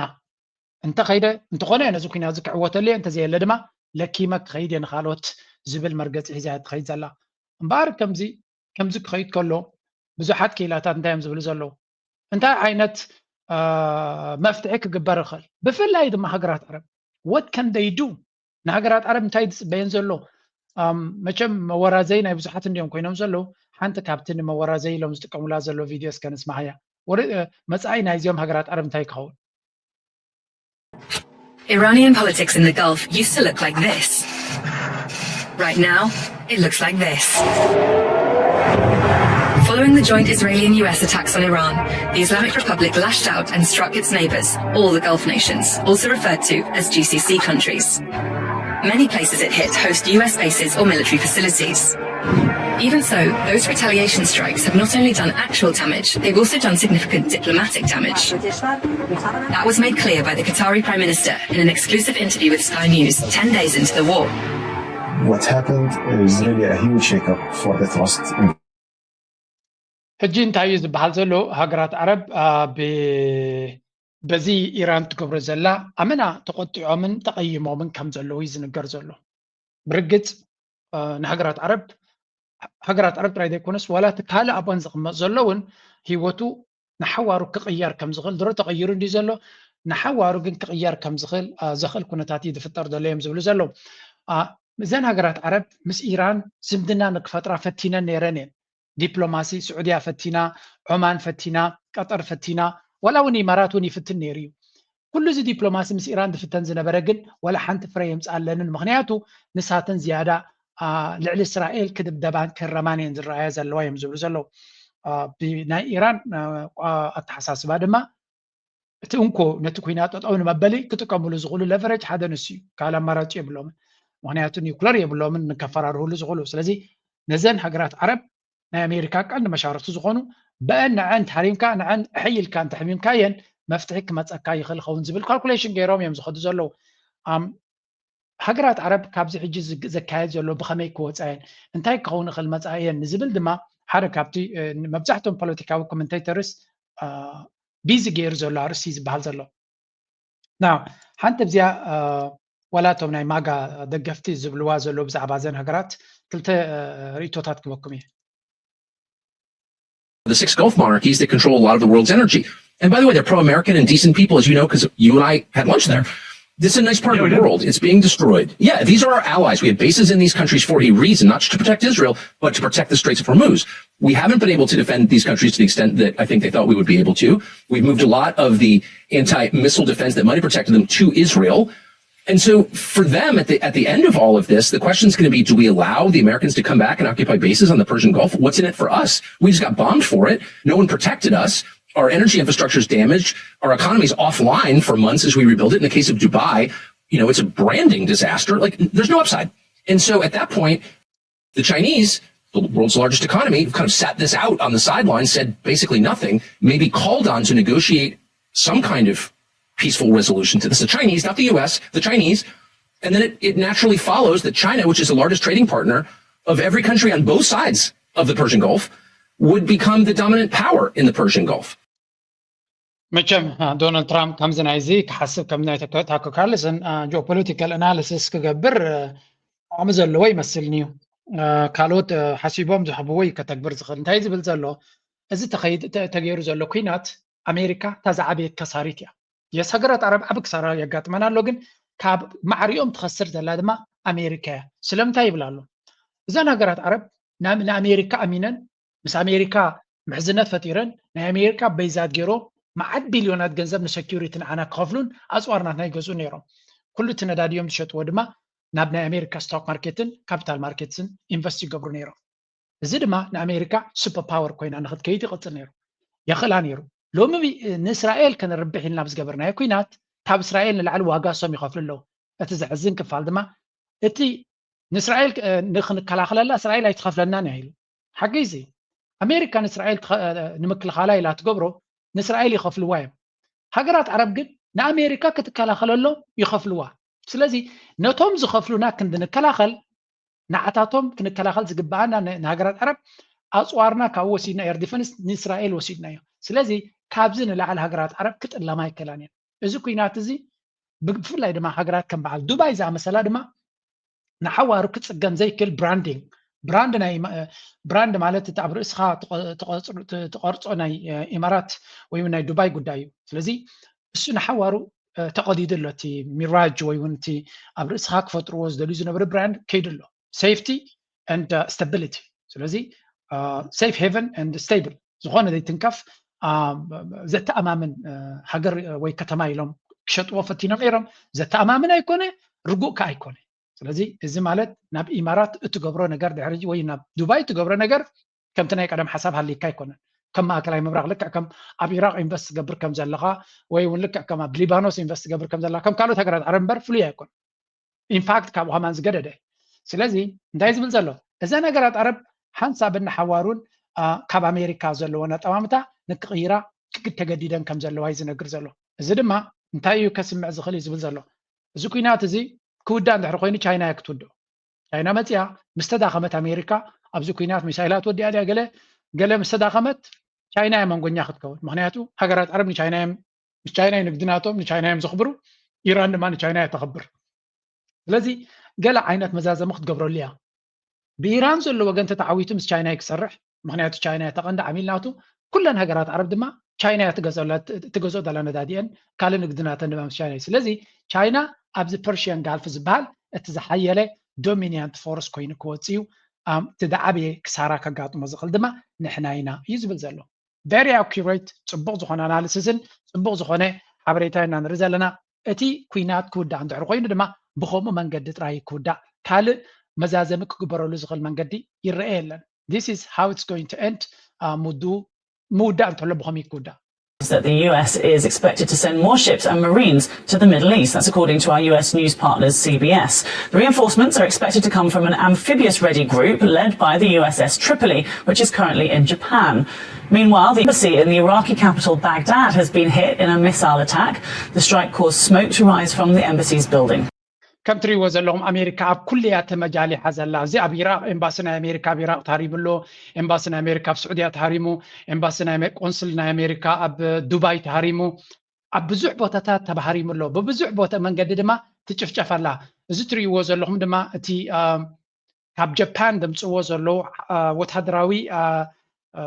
وتهدراتنا أمريكا أب كيناتنا إيران كأتو أب كيناتنا إيران كأتو زبهالو زلويهم ስለዚ እቲ ኩነታት ናበይ ገጹ ይኸይድ ከም ዘሎ ንምርዳእ ጥራዩ ሓንቲ ጥራይ ከርእየኩም ኣብዚ ዝብልዎ ዘሎ ብዛዕባ ወታደራት ናይ ኣሜሪካ And the irony is, we're now at war with Iran. It's not like they prevented a war with Iran. It's not that they... So the very things that were supposed to nominally keep America safe have become the easiest way for America to lose lives, right? American troops losing lives in some of these places. So some of us have said for 20 years that America's bases around the world don't make America safer. They simply endanger America and incite anti-Americanism. So the big question about American bases under a future, maybe Democratic president... ብሓፈሻ እንታይ ዝብል ዘሎ መህዲ ሓሰን ኩሉ እዚ ነገር ንሪኦ ዘለና ንኣሜሪካ ሓያል ንክገብራ ዝተሓሰበ ሓሳባት ወይ እውን ዝተገብረ መደባት ዝበይዝ ድዩ ካልእ ድዩ ንኣሜሪካ ንወታደራት ኣሜሪካ ትዝኸበደ ሓደጋ ዝፈጥረሎም ዘሎ ተፀላነት ናይ ኣሜሪካ ድማ ኣብ ዝለዓለ ደረጃ ኣብፅሑ ኣሎ ኣሜሪካውያን ወታደራት ሎሚ ኣብዚ በይዛት እዮም ዝቕተሉ ዘለዉ ስለዚ በይዛት ተዘይነብር ነይሩ እውን ኣብ ልዕሊ ኣሜሪካ ዝወርድ ሓደጋ ምጎደለ እዩ ዝብል ዘሎ ብኻልእ ዘራርባ ጀነራል ኣሜሪካ እቲ በይዛት ጌራቶ ዘላ ዝተፈላለዩ ሃገራት መዓት ክሳራ ናይ ገንዘብ ከም ዘምፅኣላ ይድነገር ውፅኢታውነት ናቱ ድማ ይፍተን ኣሎ ጥቕሚ ዘይብሉ ክሳራ ግን መዓት ዘለዎ ኮይኑ ይስማዕ ኣሎ ስለዚ ፖለቲካ ናይ ኣሜሪካ በዚ መልክዕ እዚ ድማ ክትርጎምን ክቕየር ከም ዝኽእልን እውን ይነግሩ ኣለዉ ንግዜኡ ክንገድፈይና ኤግዛክትሊ ብኸመይ ክሰርሕ እቲ ኩነታት ግን እዚ እውን ሓደ ካብቲ ኣገዳሲ እዩ ከም ወትሩ እቲ ቀንዲ ኣዘራቢ ኮይኑ ዘሎ ኣርእስቲ ወይ እውን ናይ ብዙሓት ሚድያታት ኣቴንሽን ዝሕቡ ዘሎ ጉዳይ ናይ ዱባይ እዩ 14 of the West Asia war, save a miracle, this is heading into week 3. The tempo has fallen on Iran's side. Fewer missiles and drones are streaking through the skies, but the casualties, they continue to pile up. Today, Iran launched more attacks on Dubai. We've seen at least 2 impacts, most likely from drone interceptions. The first was in the industrial area. Officials say falling debris led to a fire. The second was at the Dubai Financial Center. Video showed a cloud of smoke rising over the city. ዱባይ ይኹን ኢማራት ሓደ ካብቲ ቀንዲ ታርጌት ኮይኑ ዘሎ ምዃኑ እዩ ዝንገር ዘሎ ብብዙሕ መንገዲ ቀንዲ ታርጌት ናይ ዝኽሉ ኩናት ኮይኑ ዘሎ ንሱ እዩ ከም ንሪኦ ዘለና ክሳብ ሕጂ ካብቲ ዝበፅሐ ኢራን ዝተኮሰቶ ዝበፅሐ ክፋል ናቱ ናብ ኢማራት እዩ ተተኪሱ ዘሎ እዩ ዝንገር ዘሎ ስለዚ እዚ እንታይ ዘርእየካ ብሕጂ ድማ እቲ ዝበርትዐ ተኩሲ ናቶም ናብ ኢራን ናብ ኢማራት ክኸውን ከም ዝኾነ እዮም ዝነግሩ ዘለዉ እዚ ድማ እንታይ ክፈጥር እዩ ኢማራት ዝበሃል ሃገር ቀንዲ ታርጌት ናይዚ ኩናት እዚ ክኸውን ምዃኑን መመሊሱ ድማ ክህረም ምዃኑ ዝነግረካ እቲ ዘረባ ድማ ተጠምጢሙ ናበይ ዝመፅእ ዘሎ መፃኢ ናይ ዱባይ ዳ እንታይ ክኸውን ብከምዚ መንገዲ ታርጌት ናኾነ ዝኸይድ ኮይኑ መዓልታዊ ይህረም ከም ዘሎ መዓልታዊ ሓድሽ ዕላማ መዓልታዊ ሓድሽ ነገር ይርአ እንተሎ እዛ ሃገር እዚኣ ወይ እውን እዛ ከተማ እዚኣ እንታይ ክኸውን መፃእያ ንዝብል ኖበዲ ኖውስ ባይ ደ ወይ እቲ ቡርጅል ኸሊፋ ኣብ ከባቢኡ ትክወፅዩ ብዙሕ ሰብ ነዛ ኩናት እዚኣ እዛ ዓባይ ህንፃ ዝተሓልፋ ዳ ይተሓልፋን እዩ ዝብል ዘሎ ኦልሬዲ ብዙሕ ሰብ ካብኡ ኣብቲ ቡርጅል ከሊፋ ገዛውቲ ዝነበሮም ሰባት ብዓቢ ዲስካውንት ክሸጡ ጀሚሮም ከም ዘለዉ ኣብ ሶሻል ሚድያ ትሪእዎ ትህልው ኢኹም ብዝኾነ እቲ ሪል ስቴት ናይ ዱባይ ሓደ ዓብይ ብርቱዕ ዝኾነ ፅፍዒት ያጋጢምዎ ዘሎ ምክንያቱ ከምዚ ዓይነት ኩናትን ወረብ ኩናትን ምናልባት ንሓደ 2 መዓልቲ እንተዝኸውን ሰብ ምተፀመሞ እዚ ኩናት ግን ዝኾነ ይኹን መንገዲ የብሉን ጠጠው ንኽብል ወይ እውን ክቋረፅ ምዃኑ ዝገልፅ ሓበሬታ የለን እዚ እንታይ ዘርእየካ ሽምን ምስልን ናይዛ ከተማ ናይ ብሓቂ ዓብ ፅፍዒትን ዓብ ማህረምትን ወሪድዎ ከም ዘሎ እዚ ኩሉ እናጋጠማ ድማ ዝድንግፁላ ሰባት እውን ኣዝዮም ውሕዳት እዮም እንታይ ዘርእየካ እዚ ዱባይ ትወስዶ ዝነበረት ምርጫታት ካብ ግዜ ናብ ግዜ ዱባይ ጥራይ ከይኮነካ ብፍላይ እቲ ኢማራት ዝበሃል ዝመርፆ ዝነበረ ናይ ብሓቂ ሓደገኛ ናኾነ ይቕፅል ከም ዘሎን ሰባት ድማ ኣብ ልዕሊ ኢማራት ዝነበሮም ስእሊ ኣብ ልዕሊ ኢማራት ዘለዎም ኣረኣእያ ካብ መዓልቲ ናብ መዓልቲ ይገልፅሎም ከም ዘለዉ ኢና ንርኢ ዘለና ስለዚ ናይ ዱባይ ምስሊ ናይ ዱባይ ስእሊ ዘጋጥም ዘሎ ካብ ግዜ ናብ ግዜ እናኸፍአ ይኸይድ ኣሎ ምናልባት ናብ ዱባይ ሙቭ ክገብር ሓሲቡ ዝነበረ ብዙሕ ዜጋታት ናትና ኣሎ እቶም ኤክስፓትስ ወይ እውን ሶም ሰብ ገንዘብ ካብቲ ቦታቲ ይወፁ ከም ዘለዉ ይዝንገር ስለዚ እቶም ሰብ ሃብቲ ካብቲ ቦታቲ ሃዲሞም ክወፁ ይኽእሉ እዮም እቶም ዜጋታት ናትና እቶም ኣፍሪካውያን ሰራሕተኛታት ኮይኖም ኣብቲ ቦታ ዝነበሩ መጻኢ ናቶም እንታይ ክኸውን እዩ I don't know ዝያዳ ግን እንታይ ክብል ይደሊ እቶም ዜጋታት ናይ ኤርትራ ይኹን ናይ ዜጋታት ናይ ኤርትራ ኣብዚ ቦታ ዘለዉ ዝለዓለ ጥንቃቐ ንወስዱ ንምነ ንህዝቢ ኤርትራ ድማ ነቶም ኤርትራውያን ኣብኡ ዘለኹም ድማ ኣምላኽ ይኽደንኩም ካብ ሕማቕ የጥሕንኩም ክብል ይደሊ ምክንያቱ ኪኑ ሓሊፈ እዚ ንትንግበሩ ናብዚ ኺዱ ክብለኩም ስለዘይክእል ብሓፈሻ ኩነታት ናይ ዱባይ ኩነታት ናይ ኢማራት እናኸበደ ይኸይድ ከም ዘለዎን ንሳቶም ግን ስቲል ኣብ ኣሜሪካ እምነት ከም ዘለዎም ዘርኢ ኩነታት ክንሪኢና ኣብዚ ምስ ኣፍሪካ ዘሎ ዝገብርዎ ዘሎ ምስ ረኣኻ ድማ ዝያዳ ይበርሃልካ መርገፅናቶም ኣበይ ከም ዘሎ ኢራን ዝያዳ ተሓርሞም ዘላ እውን ስለምንታይ ምዃኑ እናበርሃልካ ይኸይድ ስለዚ ንኩልትዩ ምስቲ ናትና ከባቢ ዘሎ ምስ ቀርኒ ኣፍሪካ ዘተሓዞም ዘሎ ክንሪኦ ክንፍትን ኢና መጀመርያ ኣብቲ ናይ ዞባና ንመለስ ወደ አፍሪካ ቀንድ ጉዳያችን እንለፍ ስለ ጎረቤታችን ኤርትራ እንመልከት ኤርትራ በቀጠናው የነውጥ ጽዋ አሳላፊ መሆኑን የመረጠችው ለምንድን ነው የህልውና ጉዳይ ሆኖባት ወይስ የሌሎችን ጉዳይ የመፈትፈት አመል ጉዳዩ ከኢትዮጵያ ሰላምስ አንፃር እንዴት ይታያል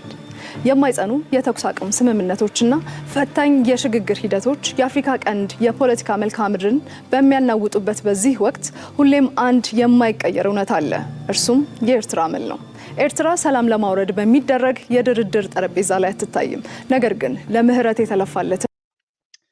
ብልጽግና አንጻር ኤርትራ ሒዝዎ ዘሎ ኩነታት በሚዲያ ናቱ ሰንትራል ቶፒክ ናቱ ኤርትራ ኮይና ዘላ ፋኖ ቤላ ገይሩ ይድክረሎ ምስ ትግራይ ዘሎ ቀውስ ንሪኦ ኣለና ሸነ ዝገብሮ ዘሎ ኩሉ ንሪኢ ኣለና ኣብ ሱዳን ጉዳይ ዝገብሮ ዘሎ ነዚ ኩሉ ንሚድያ ቀዳምነት ይሃቦን ኣሎ መንግስቲ ናይ ኣቢ እቲ ናይ ሚሊዮናት ወላ ቢሊዮናት ብር ኣፍሲስሉ ዘሎ ሚድያ ናይ ሚድያ ፕሮፓጋንዳ መሽን ናቱ ድማ ኣተኩሮ ናቱ ቀዳማይን ኤርትራ እያ ዘላ ወላ እቲ ግብፂ ዝበሃል እውን ገዲፍዎ ይጂ ናብ ኤርትራ ዙም ገይሩሎ ብዛዕባ ኤርትራ ብዛዕባ ወደባታ ብዛዕባ ቁጠባ ብዛዕባ ናጽነታ ብዛዕባ ዲፕሎማሲያ ብዛዕባ ወታደራዊ ካይዳናታ ከምኡ የለን ምፍትፋት ከምኡ የለን ትንተና ይኹን ታሪክ ምዝንባዕ ኩሉ ነገር ፎከስ ናብ ኤርትራ ተባሂሉ እዩ ዘሎ እዚ በብዙሕ መንገዲ ዝትርጎም ዘሎ ናብ ኤርትራ ጥራይ ፎከስ ግበር ተባሂሉ ዘሎ ዝመስል ዕላማ እውን ኣለዎ ሕጂ ብዚ ዝብልዎ ዘሎ ስምዑ ኩሉ እቲ ኣብ ቀርኒ ኣፍሪካ ዝካየድ ዘሎ بمولو تساقما تابي إرترا غصقوا ويم زفتنو زلو أنا بقوم طالعين أنا ببو إرترا كسا كندا يبروسهم عببوتا خمسة لوا لما لمرق طلع لبسا كجربات تفهم كسودان القيت اسك أي بحر يهيل السلالف أسمرا كالات أنستنيا يهزب قطر قار يما يمتعتن كفتنيا قد أنا ويتسنو لما صدر ستفجرج أرولو مادرن تفترو أدرقوالج زاري بأي تازقيستاتشن يمن تأيقو تياقي الله ኤርትራ ለምን የነውጥ ጽዋ አሳላፊ ሆና ቀረች የኤርትራ አደናቃፊነት ከታሪኳ ተነጥሎ የሚታይ አይደለም በ1985 ነፃነቷን ካወጀች በኋላ ከኢትዮጵያ ጋር የነበራት ወዳጅነት የቆየው ለጥቂት ዓመታት ብቻ ነበር ሽንፈቱ በአስመራ ቤተ መንግስት ውስጥ የተከበብኩ ነኝ የሚል የስነ ልቦና ጠባሳንም ፈጥሯል በ2010 ዓ.ም ከኢትዮጵያ ጋር የተደረገው እርቅ አዲስ ተስፋ ጭሮ የነበረ ቢሆንም በኤርትራ ብልጠት ምክንያት ግንኙነቱ ዳግም ሊሻከር ችሏል በትግራዩ ግጭት ወቅት እንዲሁ የኤርትራ ጦር ተሳትፎ ሀገሪቱ ዛሬም ለቀጠናው ሰላም ፈታኝ ስለመሆኗ ተጨማሪ ማረጋገጫ ሰጥቷል ኤርትራ የቀጠናው የነውጥ ጽዋ አሳላፊ የሆነችው በአራት መሰረታዊ ስልቶች ነው አንደኛው ያገዛዙን እድሜ ማራዘሚያ ነው ሕጂ ዳርጋ ኣብ ኤርትራ ዘለዎም ስልቲ እንታይ ምዃኑ ኣብ ኤርትራ ዘሎ መጣምታ እንታይ ምዃኑ ሪና ለና ኤርትራ ተቐዳመይቲ ሓደጋ ንብልጽግና ኮይና ከም ዘላ نو بلصقنا ناي مودات طفاتي ካብ ኤርትራ ይክብገስ ኤርትራ ድማ ኣነ ብዘይ ፈልጦ መንገዲ ከጥፋኣኒ ይደልሎ ዝብል ፍርጥ ራይደ ኮነስ ራዕዲ ሒዝዎ ከም ዘለና ንርኢ ዘለና እጂ ኣብዚ ዝትንትንዎ ዘለው ኤርትራ ንኢትዮጵያ ተፍርሳላ ንከይብሉ ፀገም ኮይንዎም ኣሎ ስለምንታይ ከም እንድሕሪ ኢሎም ታ ፕሮፓጋንዳ ናቶም ትፈርስ ንሕና ዝሓየልና ናብ ቀርኒ ኣፍሪቃ ኢሎም ነቶም ህዝቦም ደከምንዎም ፍትኑ ይግምጠሎም ድማ ኣሎ እጂ كل تزبلوا زلو إيرترا نقرن أفريقيا كاب ناصنتا جميرة بقى تخبب حسكو مصوني حزوني بزبل منقدي تربيشهم كم زلوا يرترا غيرهم يمزاربوا ولو كا ابي ابكتشن 18 نتي كنتات قيرون تفتنه ابزي حجوان تسفا ابزي بلو درجه بصحي كم زلوا يمزاربوا بزح ነገር ከረيكم 4 ነጥብታት ግን ኣብዚ ተቀስወን አለው ያን 4 ነጥብታት ዝብልዎን ዘለው እንታይ ምዃነን ክንሰምዓኒና በባሓደ ምክንያቱ ስትራቴጂ ናቶም ውን ኣብኡ ዝምርኮስ ክኸውን ከምዝ በአጎራባች ሀገራት ያሉት ሕጂ ተን ነጥብታት ወይ ውን ከም ስልቲ ዝርእይዎን ዘለው ነጥብታት ክነግረልኩም ኣብዚ ካብቲ ኩሉ ዝብልዎ ዘሎ ብላ ብላ ብላ ብላ ዝብልዎ ዘለው 4 ነጥብታት እዮም ዘልዕሉ ንሱ ድማ ኤርትራ ብኸመይ መንገድያ ህዝባ ውሑድ ከሎ ንሽተይ ሃገር ከላ ብላ ብላ ዝለዓለ ፅልዋህ ክትገብር ዝኽኣለት ዝብልዎ ሓደ ዕላማ ናይ ኤርትራ ኩሉ ከመይ ጌርካ ንመንግስቲ ኤርትራ ወይ ውን እቲ ስርዓት ከም ዝቕፅል ትገብሮ እዩ as a country under threat to justify strict internal control ስለዚ ኩሉ መንግስቲ ኤርትራ ኣብ ደገ ዝገብሮ ዘሎ ንህላወ ናይቲ ስርዓት ንቐፃልነት ናይቲ ስርዓት እዩ ዝገብሮ ዘሎ እዮም ዝብሉ እቲ ሕቶ ግን ኣብዚ እቲ መንግስቲ ኤርትራ ንህላው እዩ ክብል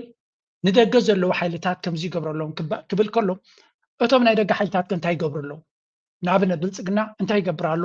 ነቲ ዘለዎ ብድሆታት ንክስዕር ወይ ውን ንኤርትራ ንምውዳቕ እንታይ ይገብራሎ ወይ እንታይ ክገብር ፈቲኑ እንድሕር ኢልካ ካብቲ ኤርትራ ትምርቲ ትገብረላ ዝብሉ ዘለው ዝገደዳይ ክገብር ፈቲኑ ትፀገም ዓቕሚ ስለዘየለ ብኣፍካ ክትብሎ ከምኡ ድማ ንነዊሕ ዝጠመተ ስትራቴጂ ስለዘየለ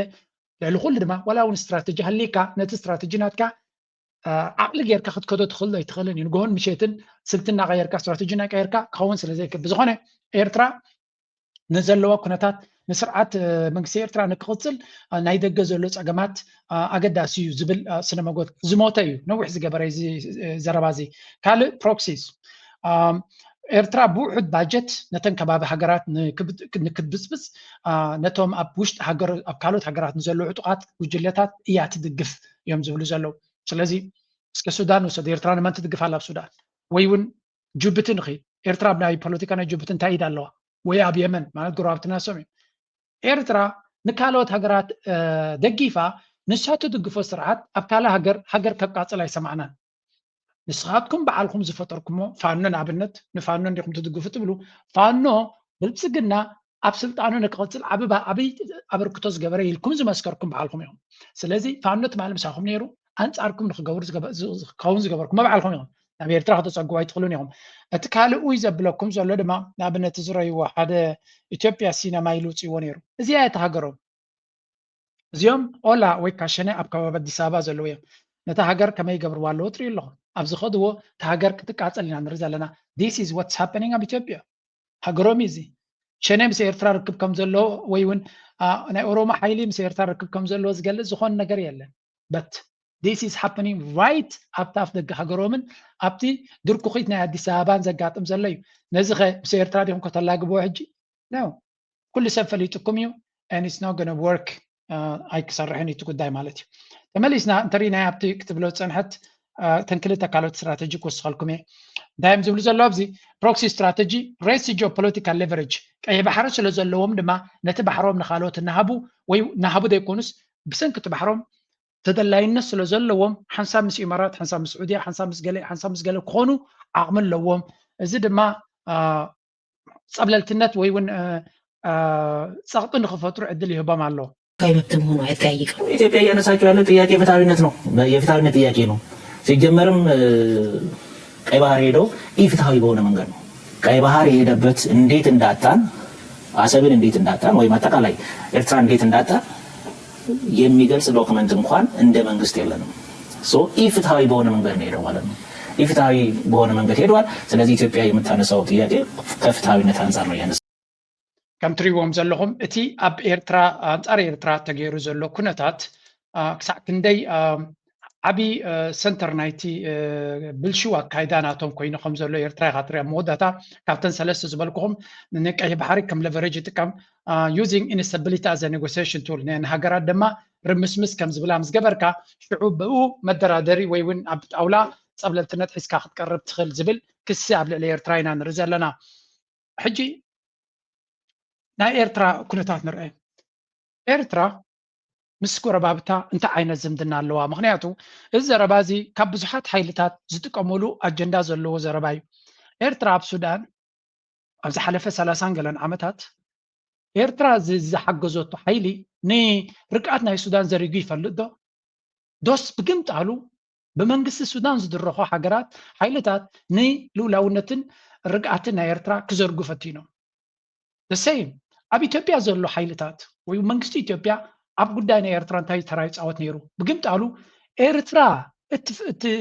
ትኸፍሎም ዝነበረት ወይ ትድግፎም ዝነበሩ ሓይልታት ንኢትዮጵያ እንታይ ገይሮማ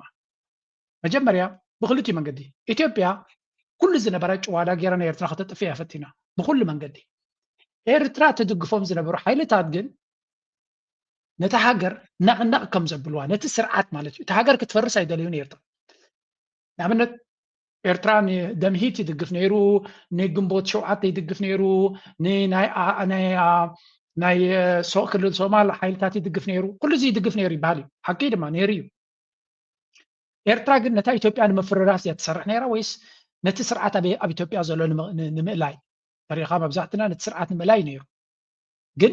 ነቲ ዘለዎም ናይ ሓድነት ፀገም ኤርትራ ድያ ፈጢራቶ ወይስ ባዕሎም ዝፈጠርዎ እዩ እዚኣ ሕጂ ፕሬዚደንት ኢሳያስ ብተደጋጋሚ ብኤርትራውያን ከማን ዝተነቕፈላ እንተሎ ንሓድነት ናይ ኢትዮጵያ እቲ ኣብ ኢትዮጵያ ዘሎ ፖሊሲ እዩ ከም ዝበላሸ ገይርዎ እምበር ንሕና ኣይኮንና እናበለ ብዙሕ ግዜ ተዛሪቡ ነዚኣ ከማን ተገምጢሎም ድሓር ብዛዕባ ውሽጣዊ ጉዳይና እንታይ መልከተካ ኢሎም ብዙሕ ሓተታታት ብቴሌቭዥን ተዛሪቦም ስለዚ ኣብተን ጎረባብቲ ንሶማልያ እንተኮይኑ ድማ ዓብ ዋጋ ከፊላ ኤርትራ ንጉዳይ ናይ ሶማልያ ብዙሕ ዋጋ ከፊላ ንሓድነትን ርግኣትን ናይ ሶማልያ ስለዚ ኤርትራ ኣብ ቀርኒ ኣፍሪካ ትኽተሎ ፖሊሲ ዋላ እውን ምስቲ ዓቕሚ ናታ ምስቲ ቁጠባ ናታ ዘይመጣጠን እንትኾነ ትገብሮ ዘላ ኣበርክቶታት ብልፅግና ትማሊ ኣብ ኮረሻ ስልጣኑ ንክቕፅል ኤርትራ ዓብይ ኣበርክቶ ነይርዋ ኢሉ በዓል መስኪር እዩ ስለዚ ንኤርትራ ተገምጢልካ ብከምዚ ገበናት እዚ ክትከሳ ሃየንታ መሃለዎ ነይሩ ግን እዚኦም ሰባት እዚኣቶም እዞም ጎረቤትና ዝሓፍሩ ይኮኑ ዝስከፉ ይኮኑ ሓንቲ ክንጥንቀቐላ ዘለና ድማ እዚኣቶም ኩሉ ግዜ ንኤርትራ ግዳይ ናይ ምግባር ብዋጋ ናይ ኤርትራ ምስ ካልኦት ዲል ምግባር ብዋጋ ኤርትራ ንኤርትራ ኣጀንዳታት ናይ ካልኦት ኣጀንዳታት ንምፍፃም ሕጂ እውን እንትኾነ እዚ ለንቀነ ምስ ብልፅግና ወሽለኽለኽ ዝብሎ ዘሎ ብዋጋ ናይ ኤርትራ ነዛ ዘለዋ ሽግር ንክሓልፍ ይድፍትን ዘሎ እዩ ዝበሃል ዘሎ ፅምኢልና ክርዮ ኢና ንሱ ስለዚ ብተደጋጋሚ ኣብ ልዕሊ ኤርትራ ዝግበር ዘሎ ኩነታት ልዑል ጥንቃቐ ክሓተና ክኽእል ኣለዎ ልዑል ጥንቃቐ ዝሓትት ነገር እዩ ስለምንታይ ና ሕጂ ነዚ ጉዳይ እዚ ንሪኦ ዘለና ብልፅግና ለንቀነ ወይ ንዕርበቱ እዩ ወይ ካልእ ኣጀንዳ ክረክብ እዩ ብዙሕ ምልክታት ኣሎ ንዕርበቱ ይኸይድ ከም ዘሎ ግን ኣጀንዳ ሓድሽ ንክረክብ ዘሎ ዕድል ድማ ዘለዎ ይመስል ነዛ ሕጂ ተፈጢራትሉ ዘላ ፀገም ኣነ ናተይ ኣናብባ እዩ ብልፅግናን ኣብዪ ኣሕመድን ነዛ ሕጂ ተፈጢሩ ዘሎ ዓብ ፀገም ክሰግሮ እንድሕሪ ክኢሉ ደን ዓብ መጋበርያ ክኸውን እዩ ዝዓበየ መጋበርያ ምክንያቱ ድሓን እቶም ንዑ ዝከታተሉ ዘለዉ ዝብልዎ ዘለዉ ንስማዕ ብፍላይ ብዛዕባ መገሻ ናቱ ናብ ኢማራት ዝነበረ ቅድሚ ንዓም ረኣይና ግን ሓንቲ ድሓን ቅድም በዚ ንጀምር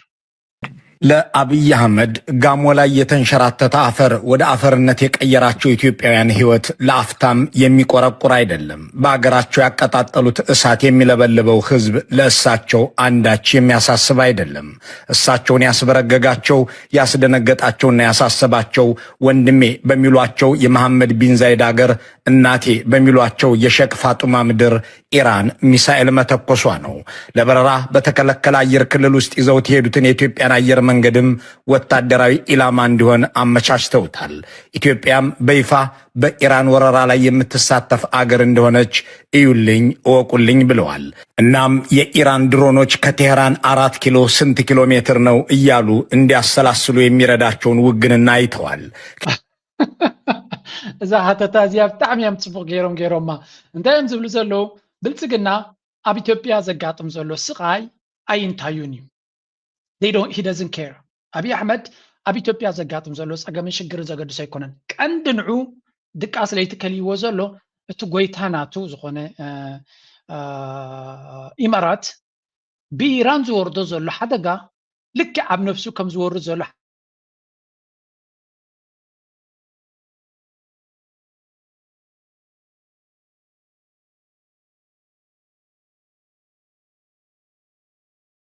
የተባበሩት አረብ ኤምሬትስ በኢትዮጵያ ውስጥ የምትሰራው 1 ኪሎ ሜትር መንገድ፣ የምትገነባው 1 ጤና ጣቢያ፣ የምትገጣጥመው 1 ትራክተር የላትም። በአጭር ቋንቋ በኢትዮጵያ ውስጥ ምንም አይነት የልማት ፕሮጀክት የሌላት ግን የታወጀ ጦርነት ያላት ኤምሬትስ የኦህዴድ ብልጽግና ሹማምንትንና ጄኔራሎችን ህይወት በብዙ የቀየረ ሙስና ውስጥ አስገብታለች። ሓንቲ ዘረባ ካብ ገለ ካብቲ ኢትዮጵያውያን ብዛዕባ ኢማራት ወይ እውን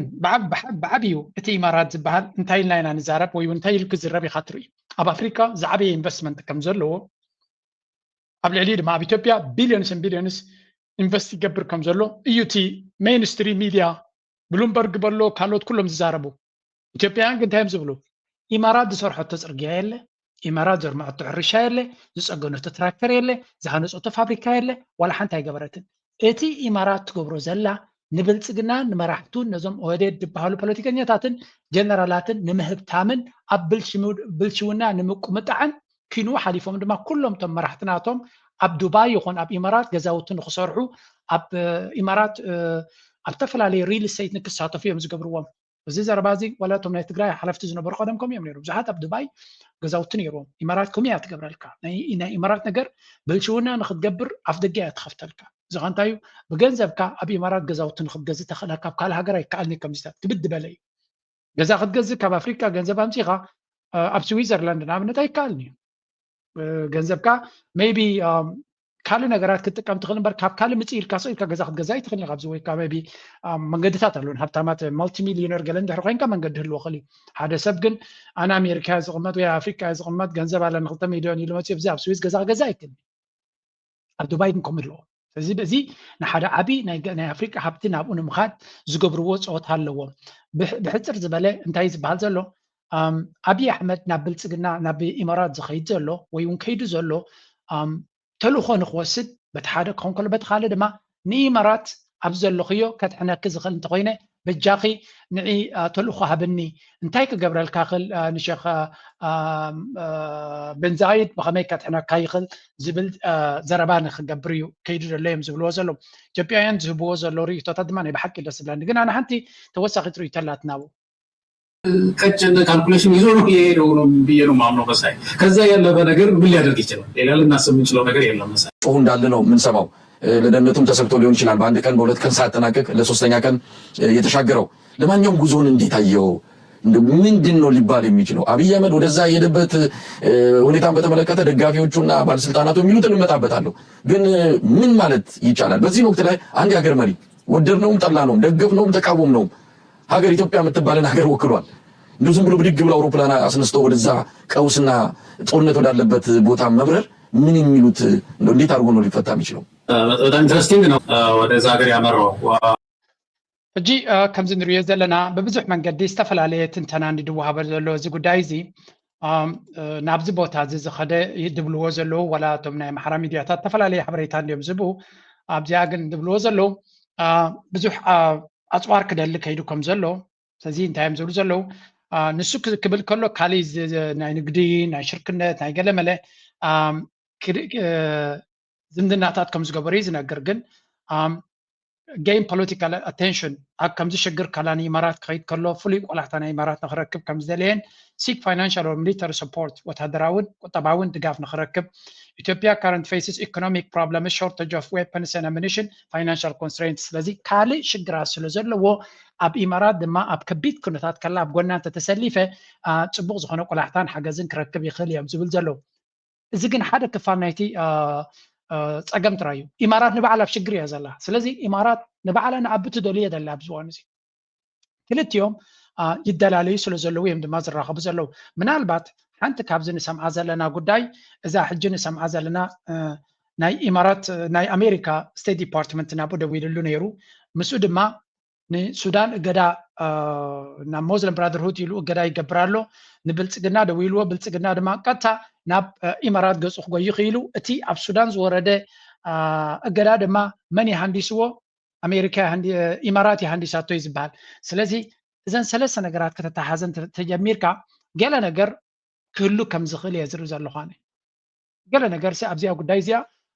ኣሜሪካ ተንኮል ሓሲባ ከም ዘላ ምናልባት ሕጂ እንተደይ ገበረቶ ግን ግዜ ክወስድ ዝኽእል ተንኮል ኩሉ ከም ዝኽእል ካልኩሌሽን ግምት ኣለና ነ because መጀመርያ መዓልቲ ናብ ሱዳን ንሰራዊት ሱዳን ምስ ሙስሊም ብራደርሁድ ርክብ ንዘለዎ ናይ ቴሮሪስት ኦርጋናይዜሽን ወይ ከዓ ግብረ ሽበራዊ ትካል ዝብል ዴዚግኔሽን ወይ እውን ስያመ ሂባ መቕፃዕቲ እገዳ ካብ ዕለት 16 ወርሒ 3 ዝጅምር ክትገብር ድሕሪ ምህቃና ነዚ ሓሳብ እዚ ነዚ መደብ እዚ ንክትገብር ዝገደዳ ድማ ናይ ኢማራት ንዶናልድ ትራምፕ ዝገበሮ ርክብ ከም ዝኾነ ዝገልጽ ሓበሬታ ኣሎ ድሕሪኡ ስቴት ዲፓርትመንት ናይ ኣሜሪካ ናብ ኣብይ ኣሕመድ ሕፅር ዝበለ መልእኽቲ ከም ዝገደፈ ብካልእ ዘራርባ ተዛረብሉ ካልእ ክኸውን ከም ዝኽእል ድሕሪ ምርዳእና ንሱ ድማ ሓፊሉ ኣብ ሓዊ ንዘላ ሃገር ናብ ኢማራት ዞኽዞኽ እናበለ ክኸይድ ምኻሉ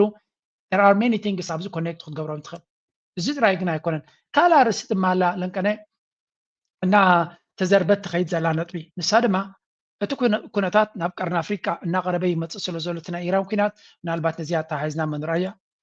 A new flashpoint is emerging, one that could pull East Africa directly into the Israel-Iran conflict.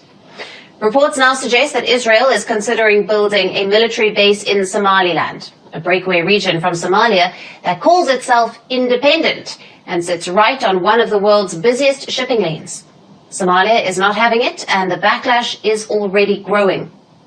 So let's break down what Israel wants and why this small corner of Africa suddenly matters to a global war. Israel is reportedly studying the idea of a military and intelligence. እዚ ዘረባ እዚ ቅኒ ኢሉ እዩ ግን ተደጋጋሚ ናይ ሚድያ ኣቴንሽን እናረኸበ ይኸይድ ኣሎ እንታይ ኢና ንሰምዕ ዘለና ኣብዚ እስራኤል ኣብዚ ቦታ እዚ ወታደራዊ ቤዝ ክትገብር ትደሊ እዩ ዝበሃል ዘሎ ኦኬ እስራኤል ትደሊ ከም ዘላ ኣፍልጦ ንሶማሊላንድ ከም ዝሃበታ ግን ካልእ ዝስዕባ ሃገር ተሳይኑ ኣሎ ብግምጣሉ ሉላውነት ናይ ሶማልያ ንክሕሉ ዝፅዕሩ ዘለዉ ድማ ስዑድያ ቀጠር ልዕሊ ኩሉ ድማ ትርኪ ግብፂ ገለ ኣለዉ እቲ መንግስቲ ናይ ሶማልያ ንባዕሉ ወሽላኽ ስለ ዝኾነ እቲ ፕሬዚደንት ናይቲ ሃገር ኣብቲ ግምቲ እቲ ኢኻ ክትዛረበሉ ትኽእል ኣይኮነን ግን ንሱ ሓሰን ሼክ ዕላማ ናቱ ንፁር ኣይኮነን ኣነ ክሪኦ ከለኹ ንፁር ዕላማ ዘለዎ ይመስለኒ ምክንያቱ ኣብይ ኣሕመድ ናቱ ኣላያንስ ምስ ኢማራትን እስራኤልን ምዃኑ ይፈልጥ እስራኤልን ኢማራትን ድማ ነታ ሶማልያ ክመልቅልዋ ይደልዩ ኣለዉ ስለዚ ምስ ኣቢ ብተደጋጋሚ ይራኸብ ምህላው ኣብ ኢማራት ገንዘብ ከም ዘሎ ጥርጣረ ናተይ ማለት እዩ ሓሰን ሼክ ኣብ ኢማራት ገንዘብ ክህልዋ ከም ዝኽእልን ሃብቲ ክህልዋ ከም ዝኽእልን ምስ ኢማራት ምባኣስ ድማ ከዋፅኦ ከም ዘይክእል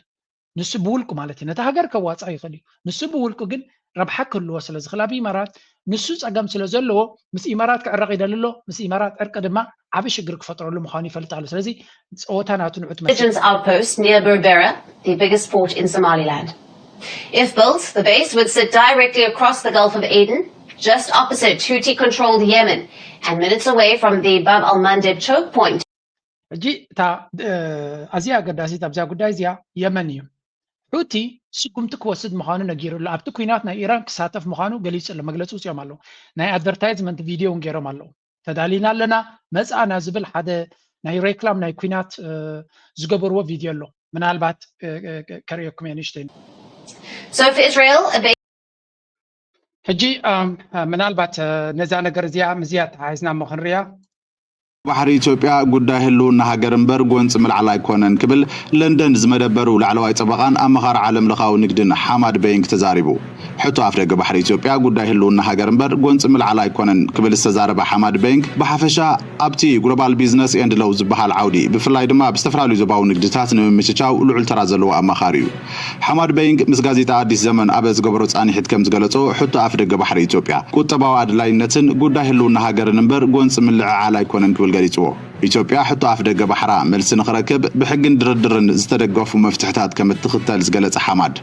ኣፍ ደገ ባሕሪ ብናይ ሓይሊ መማረፂ ክትረክብ እያ ዝብል ምክንያታዊ ግምት እዩ ክብል ንግብረ መልሲ ኤርትራውያን ሰመዚ ነቒፍዎ ኣሎ ኢትዮጵያ ሕቶ ኣፍ ደገ ባሕሪ ኣብ ዘለዓለትሉ ጽባሕ ጎንፂ መለዓሊት ገይረን ክምልከታ ዝጀመረ ሃገራት ምህላውን ዝሓበረት በዓል ሞያ መንግስቲ ኢትዮጵያ ብሰላማውን ሕጋውን ድርድር ኣፍ ደገ ባሕሪ ንምርካብ ንዘለዎ ቆራጽነት ኣድኒቑ ኣሎ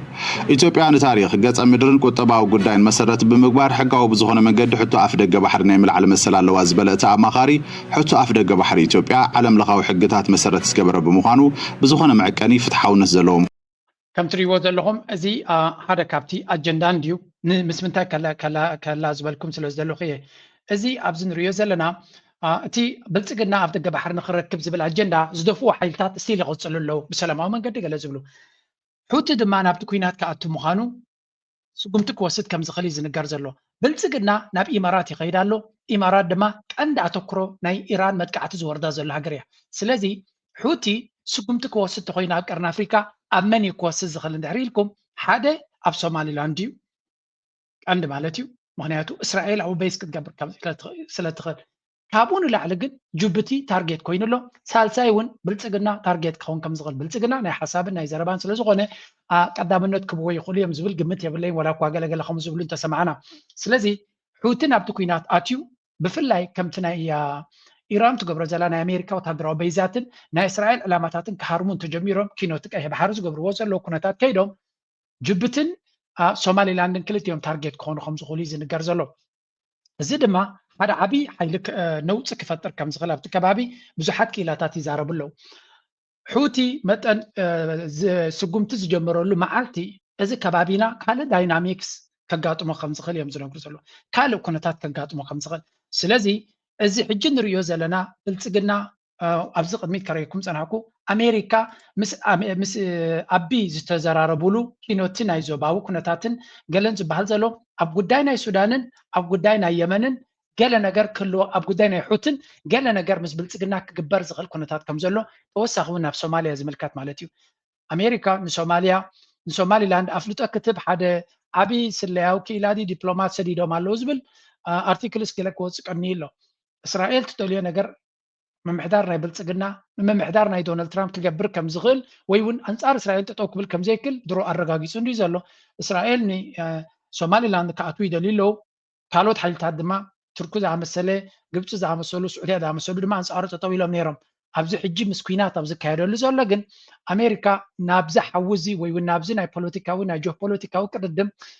ኣትያ ኣብ መንጎዞም ናይ ኣስላም ዝምድና ዘሎም ወይ ከዓ ብናይ እስራኤል ቋንቋ ናይ ሱኒ ኣላያንስ እናበሉ ዝዛረብዎ ቱርክ ስዑድያ ግብፂ ዘለዎም ዝምድና ኣሜሪካ ናቶም መንገዲ ሒዛ ዶ ንሶማልያ ልኡላውነትን ግዛት ሓድነትን ናይ ሶማልያ ይድግፉ ወይስ ብብልጽግና ገይሮም ካልእ ድራማ ይሓስቡ ኣለዉ ንግዜኡ ክንገድፎ ንኽእል ኢና ግን እቲ ስፔኩሌሽን ወይ እውን እቲ ግምታት ብተደጋጋሚ ንሰምዖ ዘለና ኢና ምናልባት ምዚ ኣተሓሒዞም ሓንቲ ዝብልዋ ዘለዉ ኣብዚ ከባቢ ከጋጥም ዝኽእል ዝበሃል ዘሎ እዩ ብልጽግና ፈረስ ናይ ብዙሓት ኣጀንዳታት ኮይኑ ከም ዘሎ ርዱእ ኮይኑ ኣብዚ ሓድሽ ጽሒፎሞ ዘለዉ renewed Ethiopia Eritrea war could ignite conflict spanning 10 to 15 countries on 3 continents exports warn ትሪወሎም ኤርትራን ኢትዮጵያን ክገብርዎ ዝኽእላ ኩናት ወይ እውን ኣብ መንጎ ኤርትራን ኢትዮጵያን ክጋጥም ዝኽእል ኩናት ካብ 10 ክሳብ 15 ሃገራት ካብ 3 ኮንቲነንት ክሳተፍዎ ዝኽእል ዝብል ዘረባ እዩ እዚ እንታይ እዩ ክሳዕ ክንደይ ድራማታይዝ ድራማ ንምፍጣር ዝግበር ዘሎ ፃዕሪ ምዃኑ ኩሉ እዚ ንሪኦ ዘለና ብልጽግና ክዓኑ ስለ ዝኽእል ብውሽጣዊ ኩነታቱ ክዓኑ ስለ ዝኽእል ንብልጽግና ኣብ ዓበይቲ ነገራት ይዋሳእ ከም ዘሎን ናይ ብልጽግና ምውዳቕ ድማ ናይ ካልኦት ዓበይቲ ሓይልታት ኣብቲ ከባቢ ዝገብርዎ ዘለዉ ዳ እምበር ፋኖን ሸነን ተጋሩን ዝገብርዎ ዘለዉ ምውዳቕ ከም ዘይኮነ ንምፍላጥ ዝግበር ዘሎ መሸፋፈኒ ነገር ኢና ንርኢ ዘለና ኣነ ከምኡ መረዳእታ ናተይ ንቐፅል A renewed war between Ethiopia and Eritrea would ignite ኣይኖት የንተን 15 ሃገራት ዝብልዎን ዘለዉ speaking to Arnold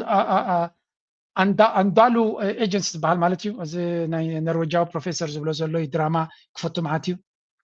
ካብ ኦስሎ ዩኒቨርሲቲ ዝብሎ ዘሎ እስከ ኣፅሕፍቲ ብዚ ክንሪያ ኣይኖት የንተን 15 ዝብሎን ዘሎ ሃገራት እንታይ ዝብል ዘሎ ኣብዚ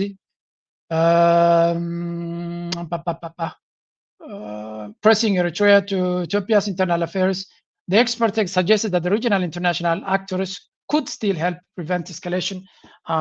pressing Eritrea to end interfering. ኤርትራ ከም ነዚ ነገር እዚ ትደፍኦ ዘላ ገይሩ እዩ ትዛረብ ዘሎ ስለዚ ማሕበረሰብ ዓለም እዚ ኩናት እዚ ከየጋጥም ተደልዩ ንኤርትራ ፀቕጢ ክገብረላ ይግባእ ዝብል ዘሎ ኣይ ሓመድ ዕደብላዕ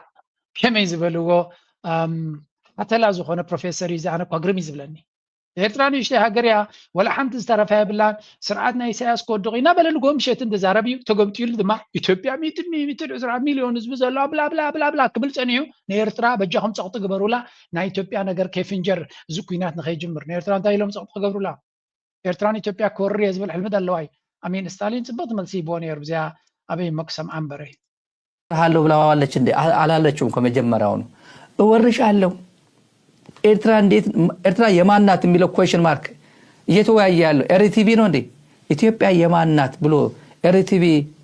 ለጥያቄ ቀርቦ ያውቃል ምክንያቱም በዩኤን የምትታወቅ ነች የዩናይትድ ኔሽንስ መስራች ነች 1945 በፈረንጆች ቆማ የመሰረተች ነች ኢትዮጵያ በአፍሪካ እና የማናት የሚል ጥያቄ ሶማሊላንድ ጅቡቲ ኤርትራ ሱዳንም ጠይቆ ያውቅም በኢትዮጵያ በሚዲያዎቻቸው ጠይቆ ያውቅም ኤርትራ የማናት አሰብ የማን ብሎ ለክርክር የምርጫ ምረጡ እንቅስቃሴ ያደረገች ያለችው ብቸኛ ሀገር ኢትዮጵያ ነች እኔ ወርሻለሁ ኤርትራ እንዴት እንደተገነጠልሽ አላውቅም ካቢኔ የለ ፕሮክላሜሽን የለ ምንድነው የሚሉት ቃል ጉባኤ የለም ብሎ ፕሮግራም እንት ላይ ሲፎክር ሲሸልል የነበረው የኢትዮጵያ ሰውየው ነው እንደዛ ሲፎክር የነበረው ስታሊን ናይ ብሓቂ ክብረት ያበለይ ከነኽብሮ ዝግባአና እዩ ምክንያቱ ብዝርድኦም ቋንቋ ነዞም ናይ ብልፅግና ዕንደራብ ተደጋጋሚ ዘጋልፅ ዘሎ ናይ ብሓቂ ፅምዶ ውፅኢት ናቱ ኣብዚ ኢኻ ትሪኦ ኮኦርዲኔት ዝኾነ ናይ ዋላ እኳ ክንዲ ናይ ብልፅግና ገንዘብን ሃብትን ኣብ ሚድያ ኤርትራ ይኹን ትግራይ ኢንቨስቲ ገይሩ እንተዘየለ ዕላማ ዘለዎም ሚድያታት ስለ ዘለውና እቲ ንሪኦ ዘለና ድማ ልክዕ ከምዚ ተወዳዲብና ንሰርሖ ዘለና ይመስል ግን ኩሉ ሰብ ንረብሓ ሃገሩ ንረብሓ ህዝቡ ይሰርሕ ስለ ዘሎ እዚ ዝብሎ ዘሎ ኣነ ቅድሚ ዝተወሰነ መዓልታት ተዛረብኮ እዩ ናይ ኢትዮጵያ ምርጫ ፓርቲታት ነዚ ሕጂ ዝመፁ ዘሎ ምርጫ ዝብልዎ ዘሎ ፌክ ምርጫ ኣርእስቲ ናይቲ ዲቤት ናቶም እንታይ ነይሩ እስከ ኤርትራ ናይ መን እያ ዝብል ኤርትራ የማን ናት ካብዚ ንላዕሊ ንሉላውነት ናይ ሃገር ክደፍር ትኽእል ፖለቲካዊ አጀንዳ ናይ ምርጫ አጀንዳ ናትካሲ ቁጠባ ናተይ ሕርሻ ክንገብር ወላ ንግዲ ክንገብር ወላ ገለ ዶ ትብል እምበር ሉላዊ ሃገር አልዒልካ ኤርትራ ናይ መን ኤልካ ኣብ ዲቤት ትዛረብ ስለዚ እቲ ብልፅግና ከይድዎ ዘሎ ርሕቀት ናይ ሉላውነት ናይ ኤርትራ ንምትፋር ፈፂንካ በቃላት ገሊፅካ ክትሓልፎ ትኽእል ኣይኮነን ስለዚ ንመለስ ኩሉ እቲ ነገራት እናተሓሓዝና ንኽእል እዚ ትሪእዎ ዘለኹም ኣብ ከባቢና ዓብይ ገይማት ክፅወት ከም ዝኽእልን ኣሜሪካ ድማ ሓንቲ ካብቲ ነቲ ነገር ከተበላሹ ትደሊ ዘላ ሃገር ምዃና ምግንዛብ የድሊ እቲ ፅቡቅ ነገር ነዚያ ስምዕዋ To stop all attacks by Iranian forces on Gulf nations. Regional partners hosting U.S. interests, specifically military bases, have been repeatedly attacked by Iran since the war began. I think you have to separate the US-Israel campaign and its engagement with Iran militarily from Iran's egregious, illegal and unlawful attacks on Gulf countries and Jordan that had nothing to do with that campaign, and that we're looking for diplomatic de-escalation prior to these escalations that occurred. So let's separate the two. Let's find out how it is. استري وزلو ذاتري وزلهم ناي إمارات دبلوماتيا مختلنا فورين مينستر دي أغليات بلدلا نيران متنقطع هيبا كم زلاينا نسمى زلنا تمتنقطع دما مس أمريكان مس إسرائيل استجمروا كوينات نابانا حرق عنكم أي توصلنا قبل علزان هجرات عرب تجبروا وزلهم تنقطع كم زليا يزبل زلو أبتا زربانا تاجن تايتبل نزو كوينات زي أمريكا كتفتحها دونالد ترامب بشموت أو رقيهم دبلوماسياتون قال من قدون نزو كوينات زي كفتحوا بمبال ولا قان زي وردنا نتلو دونالد ترامب زبلوينا خم سمعنا هنا دونالد ترامب ينتشجر كفتحو زغل مبر نحنا يكوننا نكم فتحو زبل مرقص عزات خيزلا إيران دما نزي مرقصنا إمارات سلوزري وزلو قد مستوى السنة ساعتات دوصوه مقلتي إمارات قدام يتتارجت ناتنا عيلوم درو حد عقد داسي ناي نداري مخزن زنبره هاري مملو حج نزا فيديو زيانا قبركو خلوه قدمي حد ساعات بيلو دونالد ترامب post ገይርዎ ዘሎ ድማ እንታይ ዝብል ኣሎ ብዙሓት ሃገራት who are affected by Iran's attempted closure of the Hormuz Strait will be sending warships in conjunction with the United States of America to keep the strait open and safe. ብዙሓት ሃገራት ብሰንኪ እዚ ናይ ወሽመጥ ሃርሙዝ ብምዕፃው ኣብ ንግድን ኣብ ካልእን ፀገም ኣጋጢሞን ዘሎ መራኸብ ኩናት ናተን ክሰዳየን ነቲ መንገዲ ንምኽፋት we have already destroyed 100% of Iran's military capability. እንታይ ብላሎ 100% ናይቲ ናይ ኢራን ወታደራዊ ቅልፅም ደምሲስና ስለ ዘለና ካልኦት ሃገራት ምሳና ኮይኖም ዘራየት ኮይኖምና መፅዮም ነዚ ኣፍ ደገ ባሕሪ ነዚ ወሽመጥ ሃርሙዝ ንምኽፋት ክሕግዙና እዩ ዝብል ዘሎ 100% ዘዕነኻዮ ሓገዝ ትደልየሉ ዲኻ ኢሉ ዝሓትት ሰብ የለን ድዩ እንተኢልካ ድማ የለን ምክንያቱ it's just another day give me a second ሓንቲ ነገር ክበኩም ስለ ዘለኹ ብዛዕባ እንታይ ይዛረብ ከም ዘሎ ንምፍላጥ ዝኣክል where was that እታ ቪድዮ አንተ በሂበኩም ፀናኩን ዓከሪኩም ስለ ዝኾንኩ ናራና አይነት ወሽመጥ ሃርሙዝ እንዲ ዝዛረብ ዘሎ I can't find it Iranian okay እስከናወጥ ላብዚ two tankers okay ነዚ ወሽመጥ ሃርሙዝ እንድሕረኺ በማለት okay can we find it no we can't find it yeah anyway ኣብዚ ቦታ እዚ ማለት እዩ ነዚ ቦታ እዚ ንምኽፋት መራኽብ ኩናት ናይ ዝተፈላለዩ ሃገራት አላያንስ ልክ ከምዚ ሓንቲ ግዜ ትዝክርዎ ተኮይንኩም ቅድሚ ዓመት ኣቢሉ ሑቲ ነቲ ቀይ ባሕሪ ዝበሃል ከባቢና ምስ ዓፀወ ወይ እውን ሽግር ምስ ኮነ አላያንስስ ሃገራት ኤውሮፓ ኣሜሪካ እንድያ ግን ገለ ናይ ኣውስትራልያ ናይ ኤውሮፓ ናይ ገለ ተኣኻኺቦም ከነጥሑና ኢና ኢሎም መፂኦም ከስሐኩም ናይ ጀርመን መርከብ ከተጥሕኒ ኢላ ምስ መፀት ኣብ ቀዳማይ መዓልቲ ሚሳይላት ከም ዝወደአት ሽዑ ካብኡ ከም ዝተመልሰት ድራማ ኮይኑ ዝነበረ ስሒቕናሉ ነርና ካልኦት ሃገራት ድማ ከምኡ ፊንላንድ ድያ ዋላ ዴንማርክ ሓደ ሰብ ሰዲዳ ገለ ዝበሃል ዘረባ ነይሩ anyway ሕጂ እውን ካልኦት ሃገራት ተሓዊሰን ክመፅኣ ምዃነን እዩ ዝንገር ዘሎ መን እየን እዘን ሃገራት ኣብዚ ቦታ እዚ ክሕግዛ ተሰማሚዐን ዘለዋ hopefully ተስፋ ንገብር ቻይና ክትሕወስ ይብል ኣሎ ኣታ ሰብኣይ ዝፀሉል ይመስለኒ hopefully China, France, Japan, South Korea and the UK and others that are affected by this artificial constraint will send ships to the area so that the Hormuz Strait will no longer be a threat to the nations. ስለዚህ ብኣፉ ዳይ ዝዛረብ ዘሎ እምበር ከምዘይ ተሰማምዐ በዚ ትርኢኻ ስለዚ ተስፋ ንገብር ቻይና ይብል ኣሎ UK ክሰድድ ከም ዝኽእል ፍሉጥ እዩ መጋበርያ ስለ ዝኾነ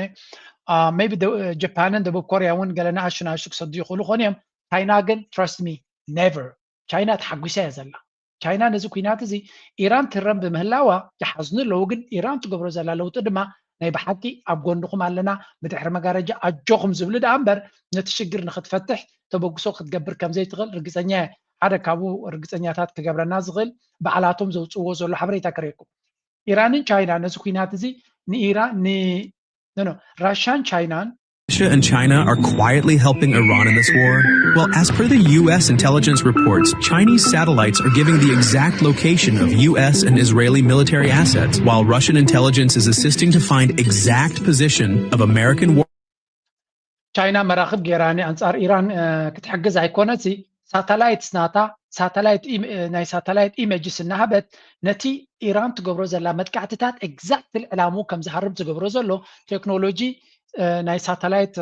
ጋይደንስ ወይ ከዓ GPS ናይ ቻይና ምዃኑ ዝንገር ዘሎ ስለዚ ንኢራን ብቐጥታ ዋላ ክሕግዝዋ እንተደይከኣሉ ብተዘዋዋሪ ናይ ስላዮ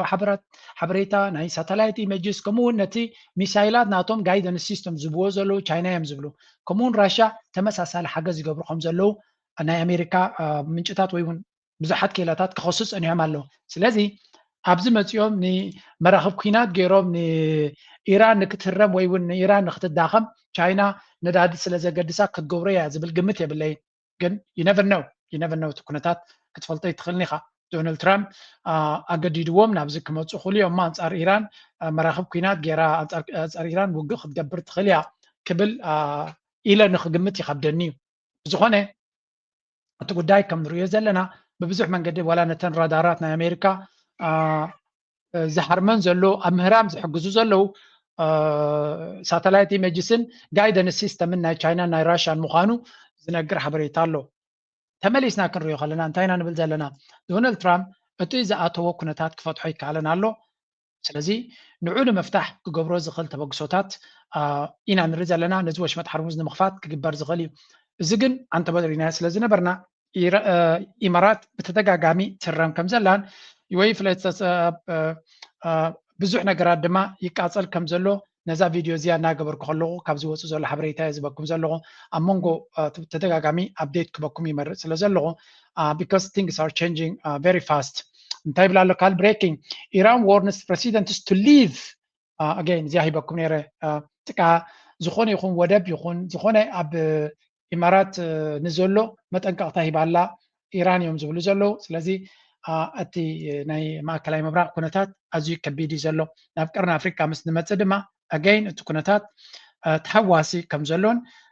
ፀገም ክመፅእ ከም ዝኽእልን ኢማራት ድማ ንኣብይ ኣሕመድ ክትቦ ተልእኾ ብዙሓት ሓይልታት ይከታተልዎ ከም ዘለውን ብልፅግና ድማ ካብዚ ጉዳይ እዚ እንታይ ሒዙ ይወፅእ ኸውን ብሕጂ ክንሪኦ ኢና ርኢና ድማ ናትና መደምደምታ ክንገብር ንኽእል ማለት እዩ እዚ ከምዚ ኢሉ እናሃለዎ ከሎ ሱዳን ሓደ ኣገዳሲ ናይ ነዳዲ ዴፖ ናይ ዳዕመ ሰሪዕ ዘቢጣ ከም ዘላ ንርኢ ኣለና ግርም በሉ እዚ እውን ሓደ ካብቲ ኣብ ሽግር ወዲቑ ዘሎ ዳዕመ ሰሪዕ ተወሳኺ ፀገም ይወርዶ ከም ዘሎን ሱዳን ድማ መመሊሱ ሰራዊት ናይ ሱዳን ንቅድሚት ይኸይድ ከም ዘሎን ዕላማታት ናቱ እናሃረመ ይኸይድ ከም ዘሎን እዩ ዝንገር እሱ ጥራይ ዘይኮነ ዋላ ኣብቲ ናብ ኢትዮጵያ ገፁ ተፀጊዑ ዘሎ ዶባት እውን ብሉ ናይል ማለት እዩ ኣገደስቲ ቦታታት ክቋፃፀሩ ከም ዝጀመሩ ዝገልፅ ሓበሬታ እውን ኣሎ እዚ እውን ነብሱ ዝኻለ ኣገዳሲ ምዕባለ እዩ ምክንያቱ ብልፅግና ምስ ኢማራት ዝራኸብ ዘሎ ነዚ ናይ ሱዳን ምንቅስቃሳትን ነዚ ናይ ሱዳን ድፊኢትን ንምድሓን ምዃኑ ወላ እውን ኣሜሪካ ምስ ኢትዮጵያ ርክብ ዝገብር ዘሎ ኣብዚ ጉዳይ ንዳዕመ ሰሪዕ ንምድሓን ናይ ምጉያይ ምልክት ከርእዩ ከም ዝኽእሉ ዘርኢ ሓበሬታ እውን ኣሎ ስለዚ እዚ እውን ግንዛቤ ዘድልዮን ምክትታል ዘድልዮን ይክኸውን ንሕና ነቲ ኩነታት ናረኣና ኣብ እዋኑ ሓበሬታ ክንበኩም ክንፍትን ኢና ንመለስ ናብቲ ናይ ብልፅግና ሽግር እዚህ የተቃውሞ ሰልፎች ከ6 ዓመታት በፊት በኢኳዶር ከ4 ዓመታት በፊት በስሪላንካ ከ10 ዓመታት በፊት በብራዚል ከ52 ዓመታት በፊት በኢትዮጵያ የታዩ ናቸው። ምክንያታቸው ደግሞ አንድ አይነት ነው፣ የነዳጅ ዋጋ መጨመር። መንግስታት በተለያዩ ምክንያቶች የነዳጅ ዋጋ እንዲጎማ ሲያነሱ ኑሮን መሸከም ያቃተው ዜጋ ለተቃውሞ አደባባዮች ላይ ይተማል። ዜጎች ይህንን ሲያደርጉም የመንግስቶቻቸውን ጭካኔ አጥተውት እንደሚታሰሩ ግፋ ሲልም እንደሚገደሉ ጠፍቷቸው አይደለም። ግና ተጨቁኖ ከመሞት ታግሎ መስዋዕትን ክብር ያደረገ ህዝብና ትውልድ በመንግስቶቹ ላይ እሳት ሆኖ ይነሳል፣ ነበልባል ሆኖ ይቀጣጠላል። ይህ በተጠቀሱት ሀገራት ብቻ ሳይሆን በምዕራብ አፍሪካና በሰሜን አሜሪካ ሀገራት በኤስያና በላቲንም በብዙ በተደጋጋሚ ካልእ ናይ ኣብይ ኣሕመድ ተዛዕበየ ባትል ወይ እውን ግንባር ሙኽ ክኸውን ከም ዝኽእል ዝንገር ዘሎ እንታይ እዩ ብልፅግና ናይ ነዳዲ ሽግር ገጢሞ ኣሎ ናይ ነዳዲ ሽግር ድማ ብዙሕ ህዝቢ ስለ ዘለዎ ብዙሕ ሽግር ይክህልዎ ብሰንኪ ነዳዲ ብዙሓት ስርዓታት ተገምጢሎም ከም ዝፍለጡ ኣብ ታሪክ ነዳዲ ብምኽባሩ ስርዓታት ናይ ምቕያር ተኽእሎታት እናዓበየ ዝኸይድ ስለዚ ብልፅግና እዚ ከጋጥሞ ዝኽእል ኩነታት ሓደ ካብቲ በዚ ኩነታት እዚ ብዝላዕለ ደረጃ ክፅሎ ዝኽእል ሓይሊ ምዃኑ እዩ ዝንገር ዘሎ ህዝቢ ኢትዮጵያ ካልእ መናብሮ ከፊእዎ ስለ ዘሎ እዚ ናይ ነዳዲ ወሰኽ ክፈጥሮ ዝኽእል ፀገም ኣብ ግምት ምእታዊ የድሊ ስለዚ ሓደ ካብቲ ኣብ ኢትዮጵያ ከጋጥም ዝኽእል ፀገም እንተሎ ኣብዚ እዋን እዚ ናይ ነዳዲ ዋጋ ወሰኽ ዝገብሮ ዘሎ ክፈጥሮ ዝኽእል ፀገም እንታይ ሽግር ክፈጥር ከም ዝኽእል ምግንዛብ የድሊ ኣብ ልዕሊ እቲ ዘሎ ፖለቲካዊ ነውፂ ኣብ ልዕሊ እቲ ዘሎ ካልእ ሽግራት ንብልፅግና ዓቢ ብድሆ ክፈጥረሉ ዝኽእል ኣርእስቲ ክኸውን ከም ዝኽእል እቶም ናይ ኢትዮጵያ ኩነታት ብቐረባ ዝከታተሉ ዘለው ዝብልዎ ዘለው ነጥቢ እዩ ንቐፅል ካልእ ናይ ትግራይ ፕሬዚደንት ተዛሪብዎ ዝነበረ ስምዑ ብዚ ተዓታትዩ ይትረፍዶ ናይቲ ኢራን ኩናት ተወሲኽዎ ቅድም ኢሉ እውን ነዳዲ ተዓፅዩ ከተማና ንሪኣ ኣለና ናይ ትራንስፖርት ከመይ ገይሩ ይመውት ከም ዘሎ ናይ ሰብ ምንቅስቓስ ከመይ ገይሩ ይብል ከም ዘሎ ከመይ ገይሩ ሸቐጣት ባዶ ይኾን ከም ዘሎ ከመይ ጌርካ እቲ ናይ ንግዲ ቦታታት እውን ናዝሓለ ናደኸመ ይኸይድ ከም ዘሎ ንሪኦ ኣለና ኣብ ከምዚ ዓይነት ኩነታት ኮይንና ኢና ነብል ዘለና እቲ በዓል እዚ ንዝክሮ ዘለና ኣብ ነፃ ኩነታት ኣብ ስጋት ዘይብሉ ኩነታት ኮይንና ይኮንና ንኽብሮ ዘለናና ካብ ስጋት ከመይ ጌርና ኢና ንወፅእ ዝብል እዩ እቲ ሓደ ክንብል ዘለና እቲ ስጋት ኣብ ልዕልና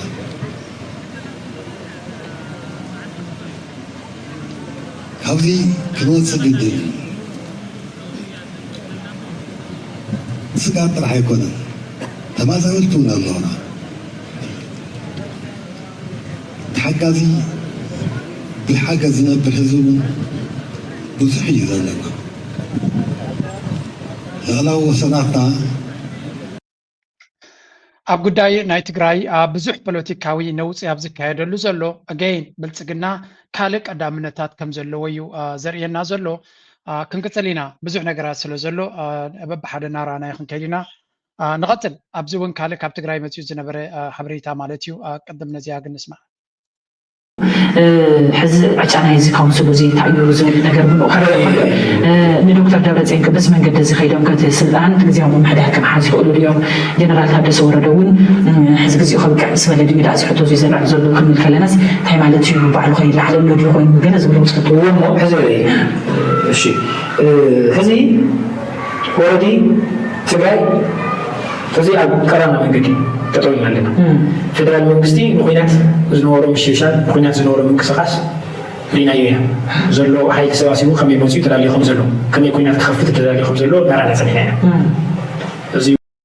ፕሬዝደንት ታደሰ ወረደ ንዶክተር ደብረጽዮን ገብረ ሚካኤል ዝመርሖ ካውንስል አጠንቂቁ ጀነራል ታደሰ ወረደ ፕሬዝደንት ግዚያዊ ምምሕዳር ንክኸውን ኣብ ውሽጢ ሒደት ኣዋርሕ ቤት ጽሕፈት ህወሓት መሰረት ዝገበረ ውሳነን ተኣመንቲ እቲ ብዶክተር ደብረጽዮን ዝምራሕ ህወሓት ዝኾኑ ጀነራላትን ዝተስማዕምዕሉ ስልጣን እቲ ፕሬዝደንት ብዕሊ ኮይኑ ዝቆጻጸር ዘይስርዑ ውዳበ ከም ዘሎ ሕጂ ተቃሊዑ ወፅዩ ኣሎ ፕሬዝደንት ታደሰ ወረደ እቲ ንስልጣኑ ብላዕሊ ኮይኑ ክቆጻጸር ዝተጣየሸ ካውንስል ካብ 45 ክሳብ 50 ኣባላት ዘለዎ ኮይኖም 9 ፈጸምቲ ስራሕ ዘለዎም ኩሎም ኣባላት ማእከላይ ኮሚቴ ህወሓትን ቀንዲ መራሕቲ ሰራዊት ትግራይን ብኣባልነት ዝሓቆፈ እዩ ተባሂሉ ኣሎ ኣብቲ ጀነራል ታደሰ ወረደ ብፕሬዝዳንትነት ዝመርሖ ግዚያዊ ምምሕዳር ኣመኻሪ ጉዳያት ሚድያ ከም ዝኾነን ነቲ ፕሬዝደንት ብቐንዲ ከም ምንጪ ሓበሬታ ኮይኑ ዝሰርሕ ዘሎ ኣዳላው ኣውራምባ ታይምስ ጋዜጠኛ ዳዊት ከበደ ኣጋጢሙ ዘሎ ሓደጋ ዓልዋ ፕሬዝደንት ታደሰ ወረደ እዋናዊ ሓበሬታ ኣካፊሉ ኣሎ እቲ ፍልፍል ሓበሬታ እቲ ፕሬዝደንት እቲ ፖለቲካዊ ቀውሲ ናይ ትግራይ ከመይ ዝቐፅል ከም ዘሎ ንምግንዛብ ዝኣክል ጥራዩ እዚ ወይ ብተወሰነ መልክዕ ዘይኮይኑ መልክዕ ዝቀየር ምንም ነገር የለን ቀፂሉ ጀነራል ታደሰ ፕሬዚዳንት ዝኾነሉ ተዘይተጋጊ መጋቢት 30 ዘውኪዕ ይመስለኒ እዚ እውን ካልኣይ ምዕራፍ እዩ ሳልሳይ እቲ ናይ ኢትዮጵያ መንግስቲ ብተኸታተሊ እቶም መሰረታዊ ዝበሃሉ ንሕና ክንረኽቦም ዝግባእ መሰላት ናቶም ኣገልግሎት ይኽልክለና ኣሎ ፋይናንስ ማለት በጀት ከልኪሉ ኣሎ ነዳዲ እውን ከምኡ ኮይኑ ኣሎ ካልኦት ናብሉ ኸዱ እዚ ሕዚ ትግራይ ሕዚ ከዓ እንደገና ኣብቲ ትግራይ ግዜ ዝኾነ በዚያ ጌርና ናይ ትግራይ ክንውድእ በአግባቡ ንሕና ግቡእ ደረጃ ተደልና ይፀናሕና ሓንቲ ምዝራብ ምስ ኤርትራ ፖለቲካሊ በአግባቡ ዘይምምራሕና እዩ ኣብቲ ዝሓለፈ መኸተ ኣብ ሓፂር እዋን ብዙሓት ዘይተገመቱ ምዕባለታት እዮም መፅኦም ኣብ ትግራይ እዚኣ ናይ ቀደም ቪድዮ ናይ ምግበይ ሓደ ካብቲ ንምግበይ ብፍሉይ ብብልፅግናን ካድረታቱን ታርጌት ዝገበረ ምንቅስቃስ ንሪኦ ዘለና ንሱ ዝመርሖ ግንባር ቀጥታ ምስ ኤርትራ ዶብ ዘሎ ቦታታት ዝእዝዝ ዘሎ መራሒ ስለ ዝኾነ ስለዚ ምግበይ ዝእዝዞ ግንባራት እዩ እቲ ኣብ ዶባት ናይ ኤርትራ ኮፍ ኢሉ ዘሎ ዳትስ ዋይ ናይ ጀነራል ምግበይ መርገፂ ወይ እውን ፅሩይ ዝኾነ ኣተሓሳስባ ኣብ ፅምዶ ነቶም ናይ ብልፅግና ካድረታትን ባንዳታት ናይ ተጋሩ ምስ ብልፅግና ዘለውን ኣመና ቆለጭ ኣቢልዎም ዘሎ ታይደሪ ወታደራዊ ክንፊ ናይ ትግራይ ወታደራዊ ሓይሊ ናይ ትግራይ ብፍላይ ምስ ኤርትራ ኣዛዚ ናይቲ ግንባራት ምስ ኤርትራ ዶብ ዘለዎም ቦታታት ዝኾነ ምግበይ ምስ ኤርትራ ብቐረባ ክሰርሕ ከም ዝኽእልን ሓደ ካብቲ ክሰርሑ ዝደሊ ድማ ሰላም ምስ ኤርትራ ምፍጣር ካብ ዝሓለፈ ጌጋታት ተማሂርና ሓንሳብን ሓዋሩን ናይ ህዝቢ ትግራይ ሽግር ወይ እውን ፀጥታዊ ፀገም ናይ ትግራይ ብወገን ኤርትራ ክመፅእ ከም ዘይክእል ንምግባር ዝገብሮ ዘሎ ኣመና ስምባድን ራዕድን ፈጢሩሎም ከም ዘሎ ኢና ንርኢ ዘለና ስለዚ እቲ ዓንተቦ ዝረኣናዮ እዚ ርክብ ዘይቅዱስ ርክብ ኣብ መንጎዞም ናይ ብልፅግና ምስ ኢማራት ዝግበር ዘሎ ነቲ ዝምድናታት ንምብታኽ ዝዓለመ ክኸውን ከም ዝኽእል ምግንዛብ ከድሊ እዩ ምናልባት ኣወል ስዒድ ኣብታ ሓንቲ ቪድዮ ለንቀነ ዝገበራ ኣብዚያ ዝሓለፈ መዓልታት ዝገበራ ነዚ ጉዳይ እዚ ብዓብዩ ተዛሪቡሉ ነይሩ مالاتكم مزناقعيت اي بحلمي بقهدي بي اي كم زي اخذكون دحر حجي مقويا وي جرين سكرين كون غالي ازي من باب تصنع تخرت سلازحتت اتسب عينتون اي قحسم وي بلينكين متن يغنس نحدا وقن تراي متمات حدا سبتو فطرة او مقد خزارم كله حسابات المكب عينتون ابستفل عليه وقن ينكس عاصيب كبرومبتر زنبب سبقن اتتصحف ما انت خيطفو عينتو خابت سكرين اينكلنيو من باب كابت زعبازيا ابي احمد بتكرنياز قبر انترفيو ዕሙቕ ዝበለ ትንተና ሂብሎ ብዓብዩ እታ መደምደምታ ናይታ ዘረባ ካብ ፍርን ራዕድን ዝተበገሰ እምበር ካብ ኮንፊደንስ ዝተበገሰ ኣይኮነን ኣብ ዝብል መደምደምታ እዩ ኣወል ስዕድ ዝወርድ ብዓቕምና ክንዱ ናይ ሳይኮሎጂ ኣናሊሲስ ከይገበርና ከለና ኣብይ ኣሕመድ ተፃሒፉ ዘንበበ ዝተዋህቦ ወይ እውን ሸምዲዱ ዝመፀ ሓሳብ ይዛረብ ከም ዝነበረ ንጹር ነይሩ እታ ኣገባብ ማለት እዩ ዝኾነ ኣብዚ እዋን እዚ ኤርትራ ኣብ ከቢድ ዝኾነ ወይ እውን ሓያል ዝኾነ ግብረ መልሲ እያ ትህብ ዘላ ብመንገዲ ኣወል ስዕድ ተሪእና ነቲ ኩነታት ድማ ዳርጋ ኣብ ዝለዓለ ደረጃ ምትፍናን ከም ዘሎ ክተነብብ ትኽእል ማለት እዩ እዚ ከምዚ ኢሉ እናሃለዎ ከሎ ካልእ ካብ ኤርትራ ዝወፀ ኣዝዩ ኣገዳሲ ቪድዮ ከርእየኩም ክፍትን እየ ምናልባት ካብቲ ካልእ ንሪኦ ዘለና እውን ፍልይ ዝበለ ክኸውን ዝኽእል እዩ እዛ ቪድዮ እዚኣ ሪኢኹማ እንተለኹም Eritrea is the land of we can do. Welcome to Eritrea. Everything you see here is done by Eritreans for Eritreans. Simple. When you say Eritrea, they always comparing you to Korea.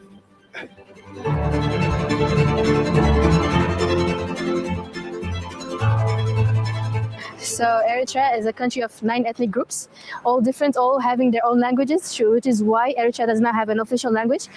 but only has working languages, so we can include everyone.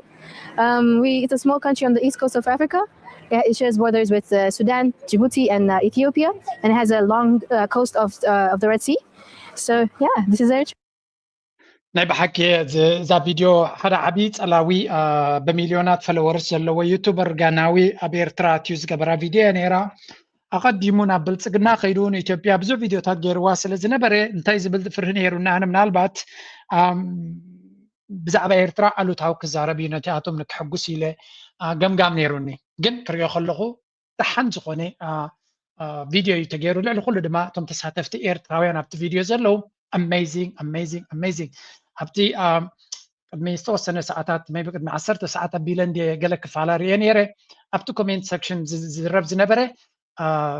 ብዙሕ ዘረባ ካቡ ብዛዕባ ኤርትራ ዘለዎም ፅቡቕ ዝኾነ ስእሊ ፅቡቕ ዝኾነ ስምዒት ፅቡቕ ዝኾነ ኣገላልፃ ርየ ማለት እዩ ኤርትራ ዋላ እኳ ፀገማት ክህልዋ ዝኽእል ነገራት እንተለዋ ብብዙሓት ዜጋታት ክረአ ከሎ ህዝባ ፍሕሽው ምዃኑ ህዝባ ምቕሉል ምዃኑ ኣብዚ እውን ድሓን እዚኣ ከመልሰልኩም እሞ ነታ ድምፂ ናታሊና እናረኣናያ ክንከይድ ምክንያቱ ከይድኩም ረኣይዎ ገንዘብ ከፊሉ ይገብሮ ስለ ዘሎ ድማ we need to support ማለት ንዕዑ ንሰፖርት ምግባር ናትና ዘድልዮ ይኮነን እቲ ሰብቲ ግን ካብኡ ናብኡ ድማ እቲ ዝተገበረ ቪድዮ ክትሪኦ ከለካ ብዙሕ ስራሕ ዝሓተተ ስለ ዝኾነ ንኤርትራ ከም ዘላታ ኣቃሚሙ ዝወሰኸላ የብሉን ከምኡ ድማ ዘጉደለላ የብሉን እቶም ኤርትራውያን ኣብታ ቪድዮ ፊቸር ዘለዎ ኣብታ ቪድዮ ኣትዮም ዘለዎ ኤርትራውያን ግን ናይ ብሓቂ ዝሕጉስ እዮም ምክንያቱ ንኤርትራ ብፅቡቕ መንገዲ ክገልፅዋ እዮም ኢኻ ትሪኦም ንሱ እውን ኣይሓመቐን ማለት ያ ኤርትራ ፍሉይ ትሕተ ቅርፂ ናይ ኢንፍራስትራክቸር የብላን እንትኾነ እቲ ዝጠዓመ ህዝቢ ነቲ ፅቡቕ ናትና ድማ ውሕስነት ዘለዎ ፀጥታ ዘለዎ ምቕሉል ህዝቢ ፍሕሽው ህዝቢ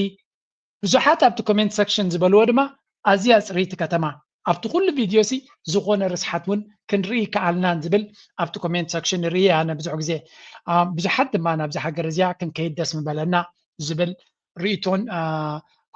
ኮሜንትን ክፅሕፉ ርየ ኣለኹ ማለት እዩ እዚ እንታይ ዘርእየካ ናይ ብሓቂ ኤርትራ ኣብዚ ዓውዲ ናይ ቱሪዝም ብዙሕ ፖቴንሻል ከም ዘለዋ ነቲ ዝግበር ቪድዮታት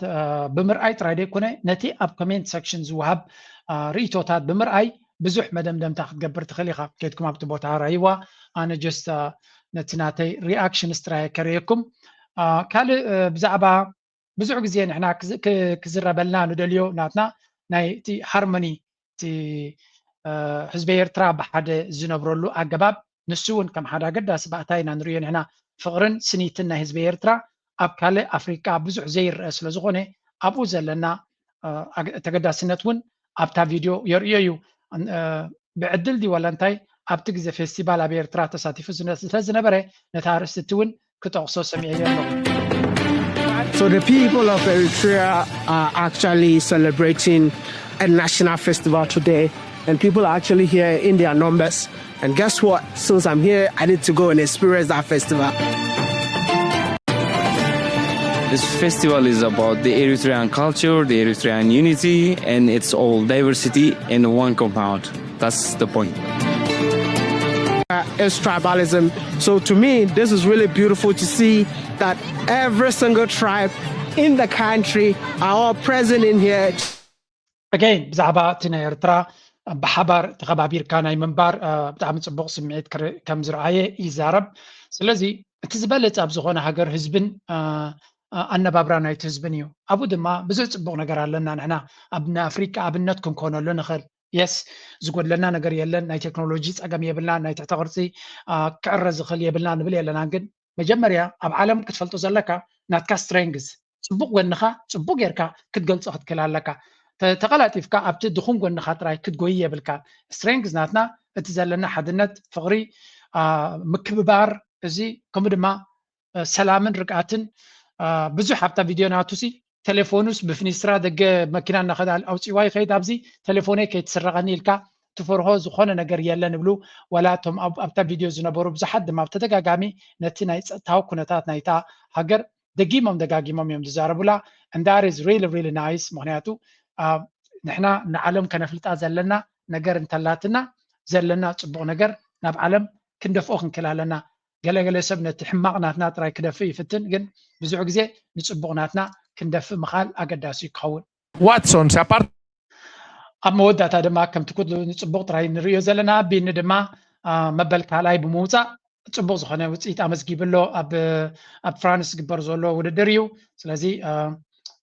again ቢኒ ኣነ ክሪኦ ከለኹ እዛ ዓመት እዚኣ ምዛ ሓዳሽ ጋንታ ናይ ብሓቂ ኣብ ፅቡቅ ዝኾነ ኣቃውማይ ዘሎ እተን ዝሰዓረለን ዘለውን ፖዚሽኒንግ ናቱን ገለን እምበር ናይቲ ሙግያይ ዓቕሚ ናቱ ከምዘይኮነ ንርኢ ኣለና ስለዚ እዛ ዓመት እዚኣ ቢንያም ዓበይቲ ዓወታት ክጎናፀፍ ከም ዝኽእል ዘርኢ ምልክታት ኣሎ ኣብ ዝሓለፈ ውድድር እውን ቀዳማይ ክወፅእ ዓብ ፖቴንሻል ከለዎ ቦታ ጌጋ ቦታ ስለዝሓዘ ስለዚ ተዓፀወ ጥራይ ተሪፉ ፅቡቅ ሓይልን ፅቡቅ ኣመፃፅኣ መፅኡ ከሎን ስለዚ ኣገይን ክዛረብ ከለውን ሰሚዐየ ናተይ ጌጋ ነራሳ ባዕለየ ናብ መዋጥራት የምባል ገሊፅዎ ነይሩ ብዝኾነ ንሕና ንሪኦ ዘለና ብዙሕ ፅቡቅ ነገር ኣሎ ንኩሉ ናባኻትኩም ከነምፅአክም ፍትን ኢና ፕሊዝ ላይክ ግበሩ ሼር ግበሩ ሪቶኹምን ሓሳብኩምን ሃቡ ደግፉና ቢንያም ድማ እንኳ ሓጎሰካ ክብሎ ይደሊ ኣብ ዝቕፅል ውድድራት ድማ ኣምላኽ ይሓግዝካ ክብሎ ይደሊ ደግፉልና ነቲ ኩሉ ንገብሮ ዘለና ላይክ ምግባር ድዩ ሼር ምግባር ድዩ ሪቶን ፅሑፋትን ብምግዳፍ ኮሜንትን ብምግዳፍ ክትሕግዙና ድማ ንምዕፀነኩም እናበልኩ ናይ ሎም ኣርስቲ በዛ ቪድዮ በዚ ክውድየ ነዛ ደርፊ ድማ ከም መሰናበቲ ክበኩም ክፍትን እየ ማለት እዩ ታንክ ዩ